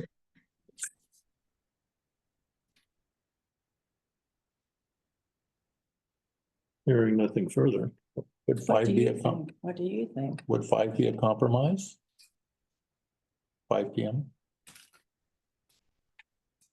We're doing a lot of bending of things tonight. Are you making a motion? Not yet, this discussion. My schedule is flexible. Yeah, me too. Doesn't interfere with my naps at all.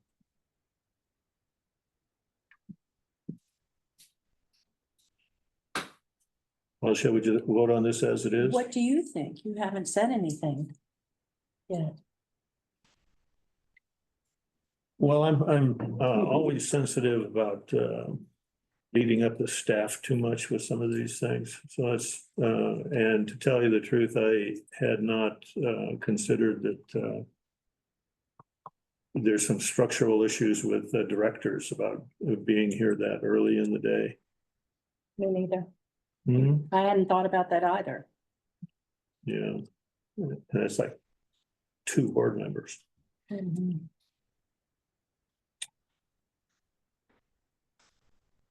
So I'm inclined to take Dave's suggestion and that we maybe bend it a little bit to just a half an hour earlier and see what that does. Because we can actually potentially benefit by changing the hours. It might make it more accessible to some people. Who knows? We have to try it and see what happens, I think.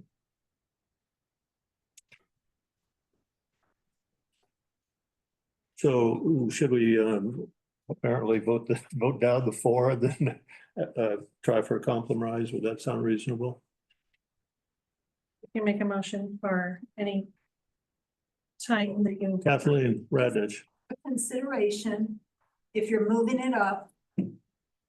I have had complaints about the, when a person can go and address the board, it's at the beginning of the meeting. And we power through the first 4 or 5 agenda items before we get to the guts of the meeting. Maybe restructuring of how we do things so that if public were to try to come, they get off at 5 and they're gonna be late. Their chance to, you know, do the checkbook thing first because, you know, let the meaty things more towards the end and let the public have the final say for open public at the end, so people could come later. I mean, if you move it up, it's maybe a compromise, just a thought. Makes sense. Jane's got something.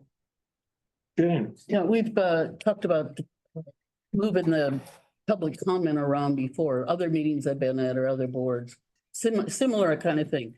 You move it to the end and everybody's gone by the, you know, there's nobody to hear them talk. If you do it at the end, that's part of the problem, I think, with doing it at the end.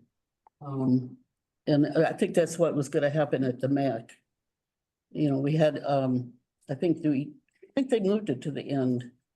Or some meeting I was at, and that, you know, it was like nobody to talk to by then, you know, except maybe the board members, but, I don't know, I'm not sure that would help that Move it much. to the middle. Because the public comment is really there, we want public here to hear the whole meeting.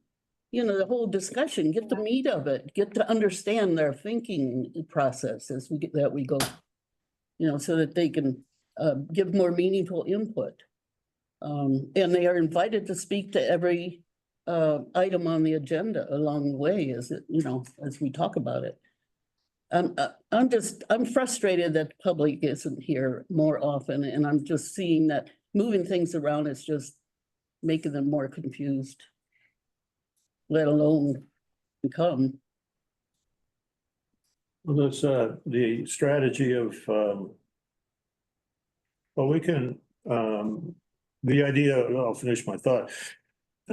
Moving whatever, like say if it's a rate study approval or something like that, we workshops and whatever, well, not workshops, but if it's a rate study issue on the agenda, we would have that item deeper into the agenda where people, if they want to come here after work or some such thing, they would miss it, so to speak.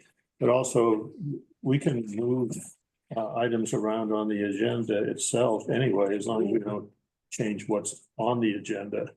We can adjust it as we do the meeting, I assume. The agendas, I mean, they're not haphazardly put together. No, It's often, you know, we try to get consultants in first because they do often have a long trip home, and that way they're not waiting till the end of a meeting to do their presentations if there's a consultant. There's a lot that goes into it. We try to get actionable items toward the top of the agenda when we're fresher, because everyone's, kind of fading out toward the end. So there's a lot that goes into it. It's very, every single meeting, we really think through where things should go. Public comment, it doesn't really, it's really your choice where you think that would be best suited. It's often at the beginning of the meeting, but as Director Jarlsberg stated, they can speak on every agenda item as well. And President Sloan's always good about asking for public comment on each item.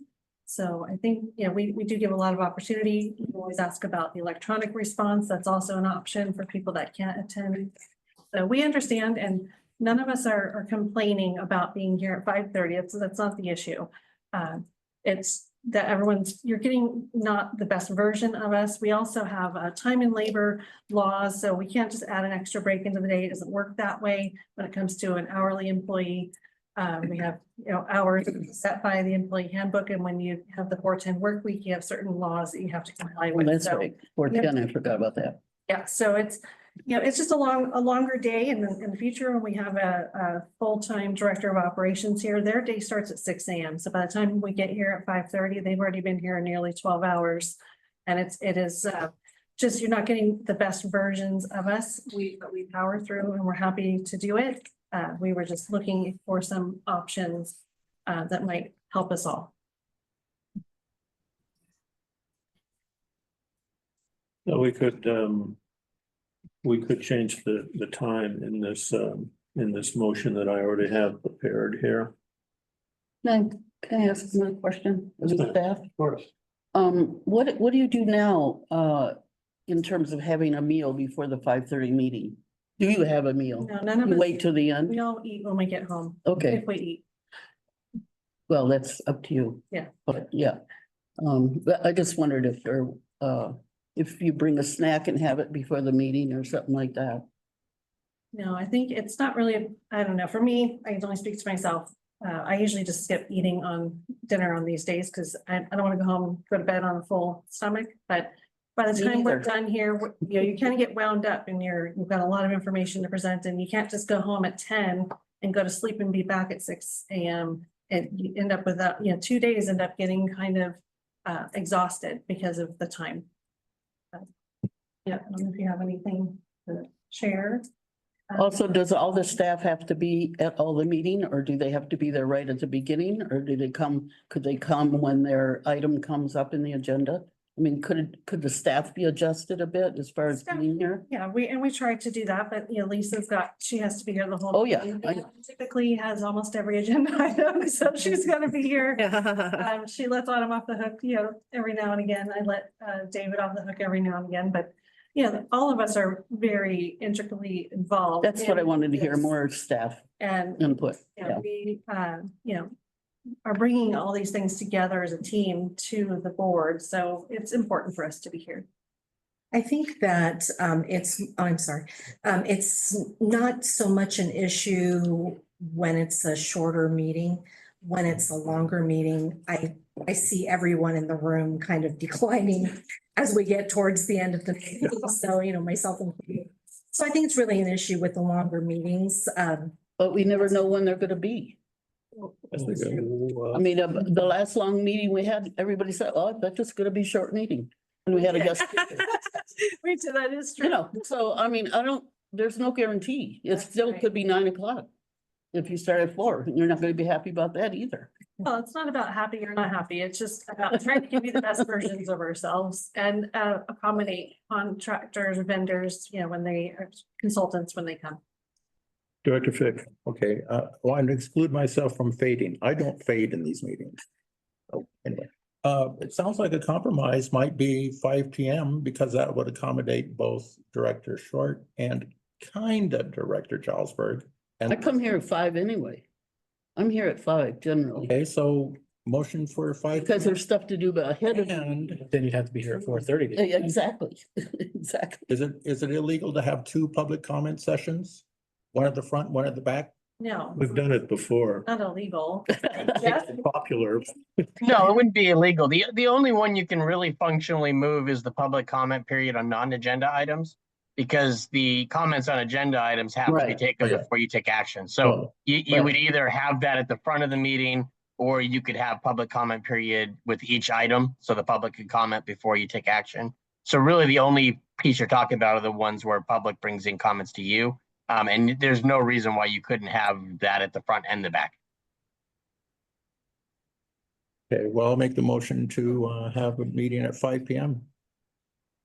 Okay, that's more technical. Let's see, is there a motion from the board to adopt resolution 25-1072, amending article 3.02 of the administration code, moving the start time of regular meetings of the board of directors to 5 PM? Please. Do I say all that? I make the motion. Okay, I'll make the motion for that. Okay, is there a second? I'll second it. General Manager Johnson, roll call, please. President Flowen, Aye. Vice President Doolittle. Yes. Director Fick, Yes? Director Jarlsberg, No, Director Short. No, Motion carries. That's another one of those kind of things we could see how it goes, and then, as we did today, change something. Sorry, my hearing aids just beeped me. Thank you very much, Mr. Carried. Reports and comments for informational purposes only on subjects not covered by the agenda. The opinions of individual directors are not necessarily the opinions of the board or district staff. No action will be taken. The board may provide staff with requests for a future agenda. Vice President Doolittle. I was reviewing my notes to try to collapse what I was going to report on. And one was the Mojave Water Agency Technical Advisory Committee from April 4th. Now, I still believe at some point we need to consider whether or not it's acceptable for a board member to go to that meeting after it's already happened. There's an issue with that because you can't see the slides like you can when you're live. And sometimes the slides are included, but sometimes they're not. And one of the reasons I say this is because this meeting was so dense, I had to go over it 4 times, not whole, but I did part of it. And then, I had to stop and live my life. And then I had to go back and do some more. And that's a really good example of, it wasn't just a couple of hours of my time. It was a lot more time. And so anyway, one of the presentations was from Cadiz, which is the company that wants to export desert water to different places. And this was about, this presentation was about creating an Eastern Mojave Regional Groundwater Bank called the Mojave Water Groundwater Bank. And what's interesting is they want to run water back and forth on the Morongo Basin Pipeline, which this was the first time that the Mojave Water Agency had even heard this when they, when it came out on the agenda. So, and it's funny because we own part of that pipeline, don't we? Didn't we pay for it? Or just the access? That's technical. I don't remember the language, but it's somewhere in there. Yeah, because we paid, we just paid for the capacity on it? What did we pay? We paid like millions of dollars for just capacity? And they maintain it. They own it, and you want them to have ownership of it because then We don't have to maintain it, yeah. Okay. Well, anyway, something that was interesting, and I'm sorry there's nobody from engineering to hear this, but you guys can get excited. I just thought it was interesting. They bought 180 miles of steel from the Keystone Pipeline, which is up northern US, which is in South Dakota right now. And it's 36-inch steel with a capacity of about 180 acre feet a year. And that will be used to run water to the Colorado River to the south so that they can sell it.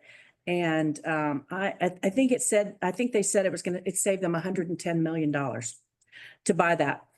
Tribes are in a lot of discussions with this and this Colorado River aqueduct. That would be 150,000 acre feet going to the Colorado River aqueduct. And could you say that again? they've got a southern pipeline, which will be 150,000 acre feet going to the Colorado River aqueduct. And so, yeah, Where they connect up? no, Oh, okay. no. And they're also, not only are they talking, they've got tribes all over. They're actually, one in Sonoma is the highest investor. That's Northern California. Another one is in Arizona. And this is obviously because of the issues with Colorado River water availability. And this Mojave Water Ground Bank, which would be like between here and the Mojave Water Agency, has the capacity to store $1 million, 1 million acre feet. I don't know why it's a dollar bill there. Sorry about that. I'm not gonna, let me just look through here really quickly. They just talked a lot about the, yeah, it's 1 million acre feet of imported water supplies. And then as we've heard before, they have 43 miles of the right of way on the Arizona-California Railroad, which is where they plan to build a pipeline system connecting to the Colorado River Aqueduct. And you know, some of this, evidently, they still have to get permits, but they weren't, I'm expecting Director Fick to speak up about that, but they were acting like all of this was a done deal. And that they have a MOU with San Bernardino County agencies in San Bernardino County to have a right of first refusal on all water from this. Now, is that correct? We don't have an MOU with them, do we? Yeah, okay. So, anyway, so there was a whole lot more. It's just, you know, it was so, like I said, so dense that what I finally started doing was actually using my microphone in my notes and just capturing actually everything she said, because it was just so difficult for me to try to stop and start. Let's see. Okay. All right, so see, that's how long it is. I'm scrolling, because the other thing that there was a Western Joshua Tree update, and we kind of pretty much know about that. And then there was so Shelley Walther of the the Los Angeles County Sanitation District, she next presented on microplastics in wastewater and recycled water, and they've done a lot of study of all that. And they found that they can remove over 99.999% removal, and that there is a microplastic is anything smaller than 5 millimeters, which is about the size of I'm going to make you guys guess now, of a sesame seed. So, there's a lot of, I was going to tell you where most of this comes from. Car tires is one of them. So, and I knew this from when I lived in Austin, Texas, where they did the Save Our Springs with their aquifers, because it was the wash off from the roads that were polluting the aquifers. Obviously, there's some other areas of where microplastics are coming from. And anyway, so there's that one. And so then moving on to my Delta tour. So Aqua featured a water education group that hosted a Delta tour. And the reason I went up there is, for those who don't know, we import water from the Sacramento Delta down here to recharge our aquifers.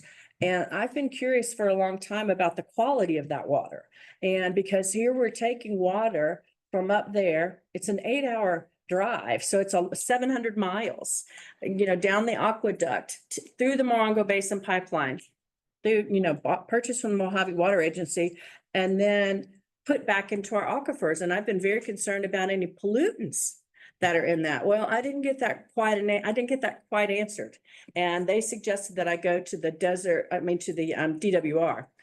Department of Water Resources. So do we test that water in any way before we put it in our aquifer? No, it's raw water. Yeah. I think MWA would be who we would go to first. No. Yeah, see what so I did the MWA tour a few years ago, and the water came right off the Mojave River aqueduct into a big, long, castle turret looking thing that has layers of membrane that I'm sure is not big enough, is not fine enough to catch the microns of microplastics. There's no way that they're doing that mechanically to get through that. So, Good news is we recharge and it goes into our aquifers. yes. Through the earth and down, 400+ feet. Yeah. To get to our aquifer, and the earth is the best filter. Right, yeah. So. and Right, but we still don't know though, if it's, We do test our water on a Yes. regular basis, and we've not had any, we've done PFAS testing. Mhm, Microplastics, I don't think so. okay, I have to verify, okay, and we haven't had any Yeah. positives. yeah. And we've been recharging for quite a number of years now. So maybe we can test for some microplastics because, they, find cars in the water and batteries and, people throw things away in the river. So, it's like the American River. So there's the confluence between the American and the Sacramento. And like the American River is 2,150 square miles. So the American River is home to 40 native and non-native fish. We went to Folsom Dam. We saw Nimbus Dam. We, went to a fish hatchery. And then one of the things that was most interesting to me was something called Harvest Water, which is a water investment storage fund. And in the Delta, it's funny, I know the Texas Delta, I've been Mississippi Delta, so, it's flatlands. And they actually, created channels through there where the water runs and it creates islands. And it's one of it's the biggest producer of pears in America. And there's wineries there and major wineries. I can't think of the name of them any right now, but they have the largest recycled water project in California that recycles 39.5 acre feet every year. And the cost of it is $30 an acre foot for that water. And it's 40 miles of pipe. It's Title 22 recycled water. And anyway, it was just interesting to me. I learned a new phrase, BABA, Buy American, Build American. And they said that the success of that project was the 4 C's: creativity, coordination, cooperation, and collaboration. But, it's just really interesting because it goes through underneath roads and it goes by communities. And, people don't necessarily even know, what's happening or what it is. So they showed us some of the building of that. So it was a very interesting project. And I have a better understanding of where our water is coming from. I was glad to get a look at it, a real good look at it. And, I'm gonna figure out how to follow up with Department of Water Resources. But lastly, I'd like to say that I did participate in speaking about the Lovemore Ranch project, which is slated to be built at the corner of Sunset and Alta Loma. And I've, studied this pretty deeply. I work with the Morongo Basin Conservation Association and some experts on that group to work very, very hard going through this. And we appealed it to the county because Land Use Services didn't provide adequate notice. And for example, a ratepayer who lives right by this new development, they're wanting to put the wastewater treatment plant, a package plant, 30 feet from this woman's house. And she would be downwind from it. And so I would like to propose that we have an agenda item soon regarding wastewater treatment and the different methods. And also I would, when we do discuss that, I want us to discuss amending the wastewater strategy to have something regarding placement of package plants where the burden is not on existing residences. Because I don't think anybody agrees with that except the people that are going to buy those $700,000 homes in that development. And let me see if there was anything else regarding that. No, I think that's it. Thank you so much. Director Fick. I also attended by remote that same meeting that VP Doolittle saw. And I noticed that Susan Kennedy was a little more tired than usual. She had a lot more awes in there. And they're doing Native Americans because Native American tribes get much better deals on loans. That's what they're doing on that situation. So, and yeah, I saw all the schematics of what they're trying to do. And the controversial thing with Cadiz is that railroad right of way, which they're trying to say is needed. They got to put out trestle fires and all kinds of stuff. And now that they have a sympathetic federal regime going on, they have another angle on that. Again, they had it going 4 years ago and now they have it going again. So they also owe me a lot and my lawyer, because I have lawyers at times. My one lawyer was the one for Eagle Mountain was the lead counsel for the Keystone XL pipeline. Now, when you understand he's the lead counsel, that means all the other lawyers follow him in what he does. He defeated that. And so the $110 million worth of pipe was hanging around. Susan Kennedy bought it. Oh, well. So, okay. Wastewater treatment plants. We're getting a quick education on these kind of things. And my question would be, what do we have in our district other than septic tanks? We have one high desert medical center wastewater treatment plant. I'd like to know what the gallon per day rating on that is and trying to find out what the average cost is. I also think that to understand these, if that's the only one we got out here, our directors probably would want a tour of that place with interim Director Ray. It was on the tour. On the tour, I don't know that he would be. Oh, it was. In there, and we outsource that, so he wouldn't be the person that would take us on a tour. That facility Is there a regular time that is treated? In other words, the Tuesday at 10 p.m.? I don't know the times. I know they're up there a couple of days a week, and we receive regular reports on the sampling that happens at the station. But if you wanted a tour, I'm sure we can schedule it. It just wouldn't be Ray that would do it. Okay, that's a strong maybe, and several of our board members would be interested in it. So, and then also, being that these people, I was very involved in the MBCA's appeal of this. And Lovemore, sorry. appeal of Lovemore, yeah. Yeah, the appeal of Lovemore, sorry. And so I was curious as to how many, what we call seepage pits are made for maybe the high desert. Did DUDEC or who specified for the high desert medical center? Is it beyond our scope? I believe it was that DUDEC. This is before my time here. It would have had to have been. I think so too. We can verify though. I suspect it was DUDEC though.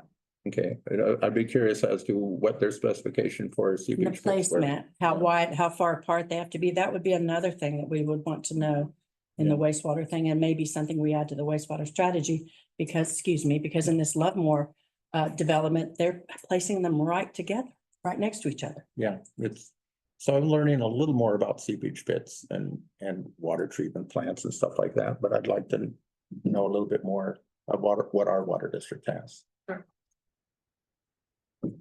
Dr. Jarlsberg? I'll go along with that too, what he's requesting. I also attended the hearing, the protest hearing with the county regarding Lovemore. And also did a short testimony. But I live a half a mile down the hill from this proposed abomination. And I'm not happy about it. And I'm really not happy about, this is where I want to live the rest of my life. And I'm not happy about that potential being above me for the rest of my life. I'm just very disappointed, actually. And that's just my personal thing. I didn't attend any meetings. I did have some bad flu and not feeling well a fair amount of the last month, but I'm okay now. But I did want to point out that on May 22nd, we have a special meeting for the, regarding the budget. And on the same day, there's an MWA board meeting that I was assigned to go to. Obviously, I'm not going to go, and nobody else from the board will be able to go. So I just think you need to note that on May 22nd, there won't be anybody attending. Unless somebody from the staff wants to go. No, I'm just kidding. I did. These are exciting meetings, obviously.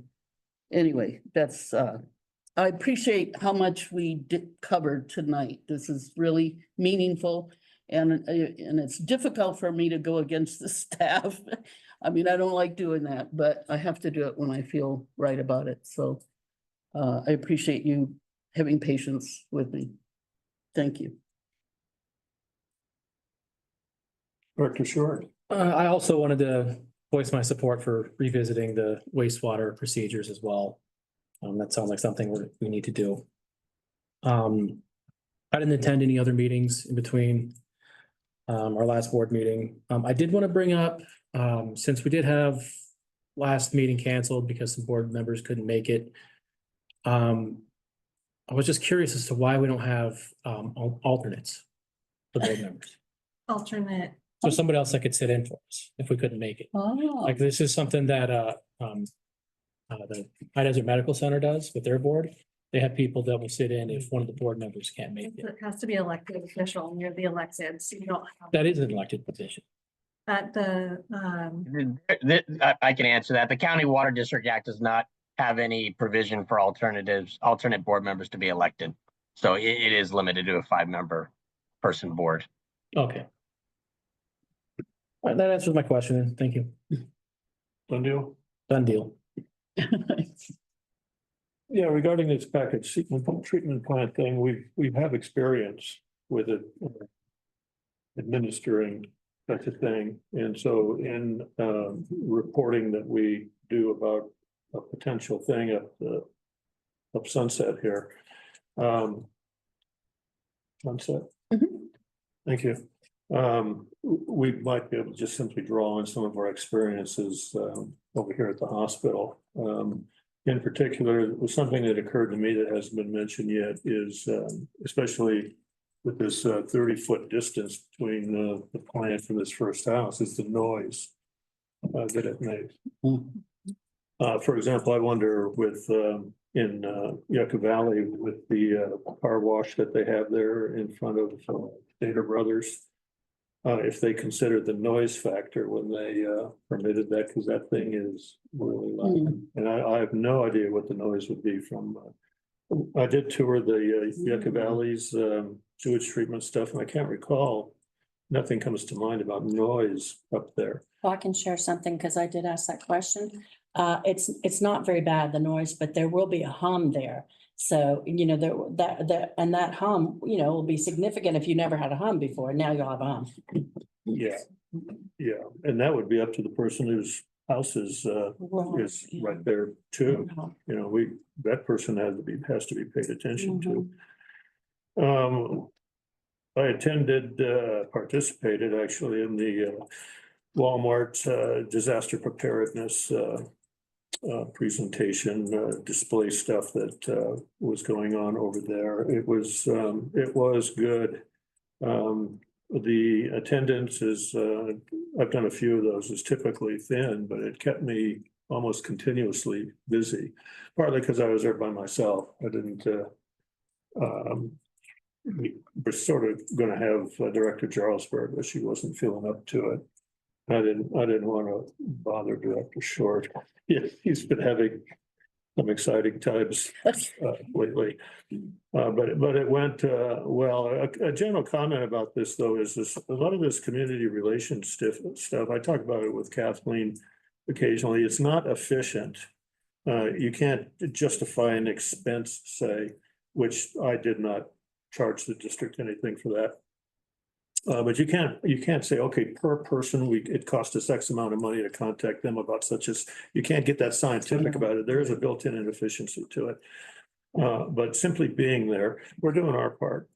And I'm proud to say that we're encouraged to participate in some of these things. Overall, it was a very well-organized event, and it was a lot of work.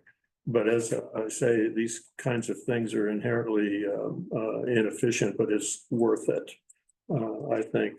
Also, the other day on Monday, I went to the Landers Homestead Valley Association meeting. Unfortunately, we didn't have any specific water presentation. Marina West, who commonly attends that meeting and reports, she wasn't there this time.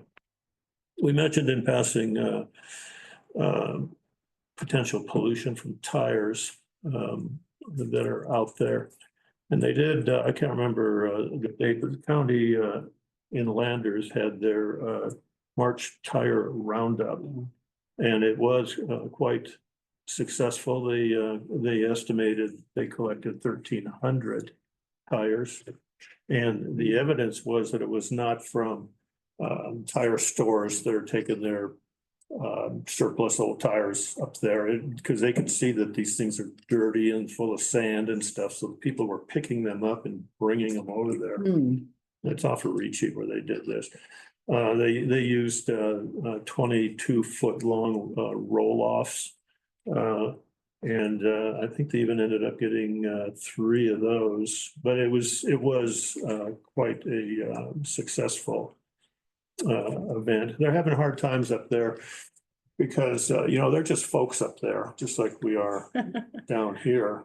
And they didn't know that they had to apply for some sort of permitting and stuff with the state to be a nonprofit organization. So when they realized that they needed to have certification from the state, I guess it is, about this, they went to the state and inquired about doing it. Well, then the state says, well, wait a minute, you should have been doing this 5 years ago.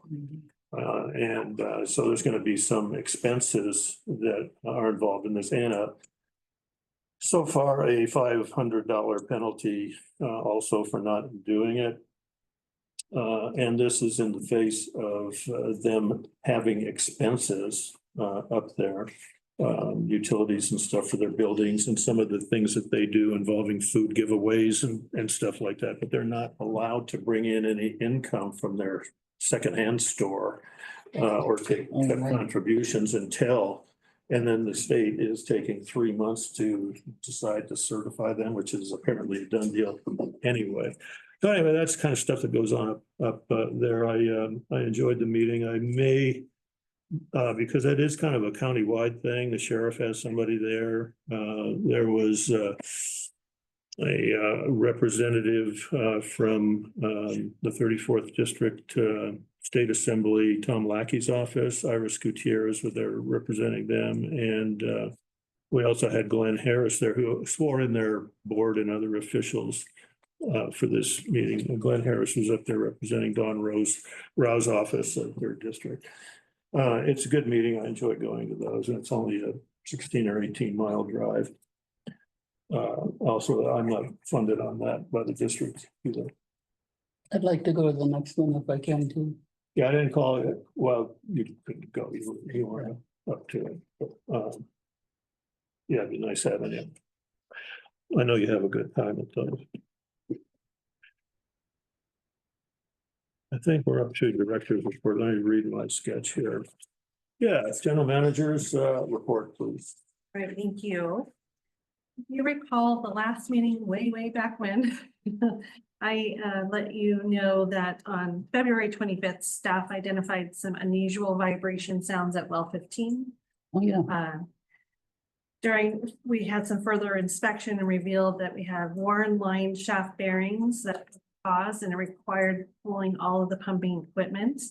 Lane came out on March 25th, began the pull, and completed the removal by March 27th. I got to go out there and see it myself. It was pretty spectacular. This crane out there, they had to remove the building off of the top of that well site because back when it was put in, there was no hatch put in.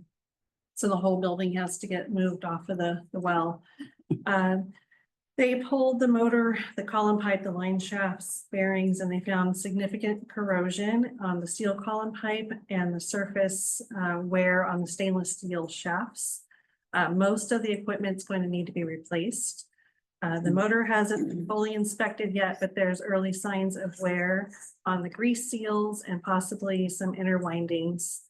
There's a video inspection that was done of the casing on April 1st, and it showed pretty severe corrosion, including on the perforations, which is where the water is allowed to come in.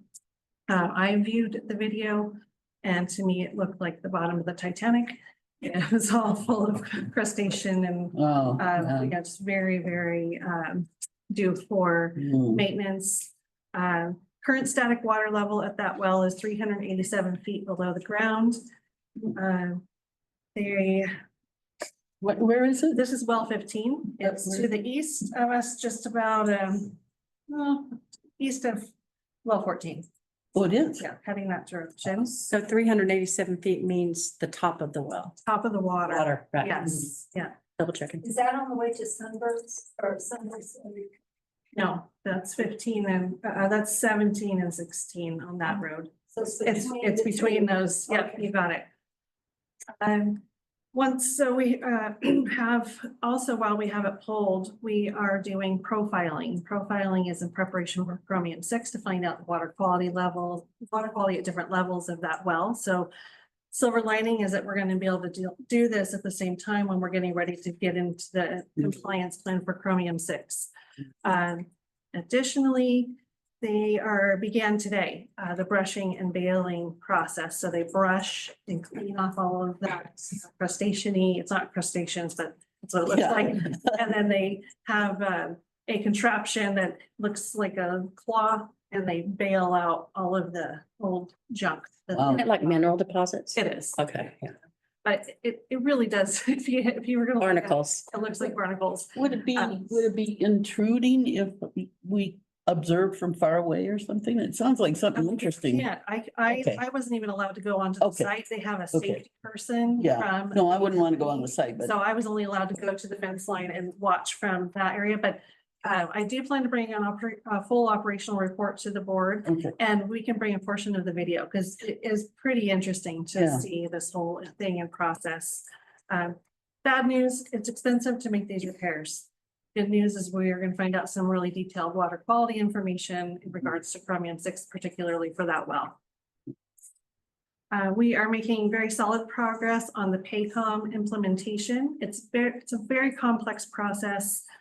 We have complex payroll, especially when it comes to CalPERS calculation, FLSA calculations, and the way some of the benefits have to go into payroll and out of payroll. Autumn's the pro on that. She's really taken the lead, and we have always been underestimated how complex our payroll is, how complex our district is. Just because we're small doesn't mean it's not complex. It's very complex. So she's really taken the lead on that. And you know, we've had full participation with Anne. Myself has been in there, and Adriana, tons of these meetings to make sure that we have it right, because that's one thing you don't want to make a mistake on. Yeah. But things are moving in the right direction. And finally, Lisa and David have kicked off a comprehensive cleanup organization project.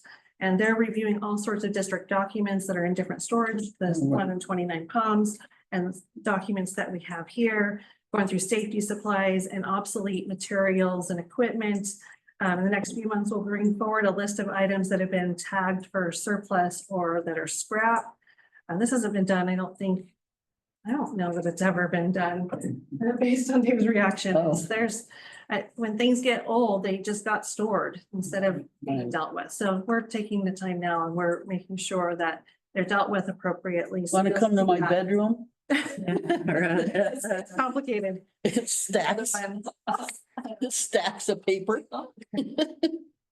And then I attended a ton of meetings this last month, but notably on the 26th of March, I attended Rotary, where I was invited to present on our water district and our operations, and talked a lot about the upcoming MCL for chromium-6. It was a great meeting. It was very welcomed, and I appreciated being there.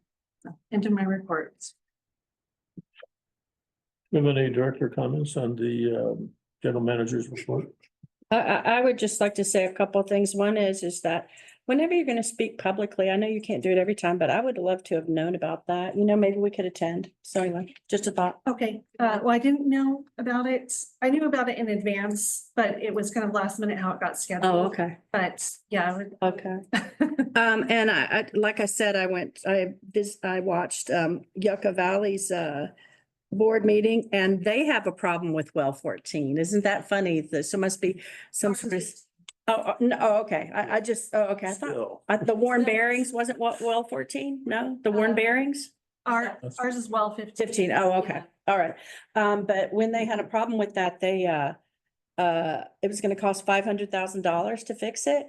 And they said, okay, we've got that in the budget. They didn't even have to take it out of reserves. I was like, $1,000.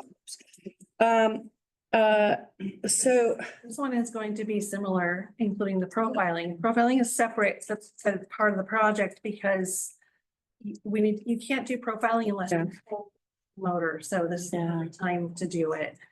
But it's going to be up there. I don't have a full estimate for you yet, but I will. and so the Paycom, that's not the new payment system for payroll. That's payroll. Okay, I thought that somebody asked you about the new payment system instead of paychecks. That's the same thing? Paycom is replacing paychecks? Okay. Yes. All right, okay. Okay. And then what was the very last thing that you said? Sorry. That's okay. I talked about Rotary and I talked about the cleanup project that David and Lisa are Okay. doing the lead. Yeah. All right, then that was all for me. Thank you. On well 15, did we participate in preparing the area for the company that came in and did all that? Or did they do, for example, lifting that roof off of? No, we don't have the equipment to lift it. They had to do all of that. So that telehandler thing that, what's our name for that thing for the tele? Oh, Skytrack, I think is the newest name. Pettibone, it's called. Oh, yeah, pretty good. Yeah, the infamous Pettibone. Yes. If there's nothing further, Any other comments, questions? David, I'm curious, when, on the history of well 15, because my question would be, where's well 1, 2, 3, 4, 5, 6? I want to know that too. I think this one that's out in our middle yard that's been abandoned, I think that's 2. I've never heard. I don't understand this numbering scheme happened. Yeah, yeah. Why Still would like a map for this room, and since you have that nice plotter printer. never bought it and it's Yeah. been fixed. Really? Yes. Oh. Yeah. okay. We're finding a bunch of really awesome maps that we might be Yeah. able to- Oh, good. Okay, Yeah, we've talked about, we Good. love maps too. Okay, good. even if it's just a roll up, since you don't have the wall space, you could put several on a roll up. And then this map and snap it down, like in 4th grade. So Kathleen Radnich. On your question about, or your question about 1, 2, and 3, I believe I have to go back and revisit, but there were some archives that I read about the wells that were taken over before we incorporated Mm, as a water district. mm. We were the county at the time and we were buying up all these little wells and people who were doing their own little thing, giving out water all over our 96 square miles. Mm. And I think that's probably where 1, 2, 3, 4, 5 and all the others are. Mm. Because there were a lot and they closed them off, a lot of them, according to the documents I read. And we bought like little enterprises. And that's what became our whole area. And I think that's where the other wells are, and they're closed. So I think pressure zones have some sort of a factor in the coding, the B part or whatever. In other words, I think if you poke a hole in an aquifer and pull a drill out, the water is going to rise to a certain level. And that's a pressure zone, and they vary a little bit, and that might be in the number too. It's kind of technical. Did you have one more thing, Dave? well, I was gonna ask on 15, when was it last visited as far as maintenance goes? My understanding is when it was put in, And when was it put in? 2002. 2002. Oh, I thought we did this annually. Well, we go to the wells every single day, but a full pulling the motor, pulling out the, all of the components of it, that hasn't been done. And 2002? That's when it was put in. Does that mean it's lasted a long time? That means it's lasted a really long time. yeah. That's good. Another consideration is well 10. We have a lot to bring forward once we start getting through this compliance plan with the chromium, but well 10 Yeah. is our oldest well. It's nearly 60 years old. And that's about end of life for a well. It needs a little party, It might need. a little celebration. It's having a little bit of an issue itself. Our motor control panel, just learned today, it's gone bad, and so that's gonna need some intervention and some costs to get that, to keep it going, because we can't abandon it yet, but we're gonna need to talk about potentially in the future Yeah. drilling it Mhm. well. Mm. Yeah. Future director meetings are listed in the agenda. Is there a motion to adjourn this meeting? So move. Second, I'll second. thank you very much. This meeting is adjourned. Have a good evening, everybody. Thank you. Okay, maybe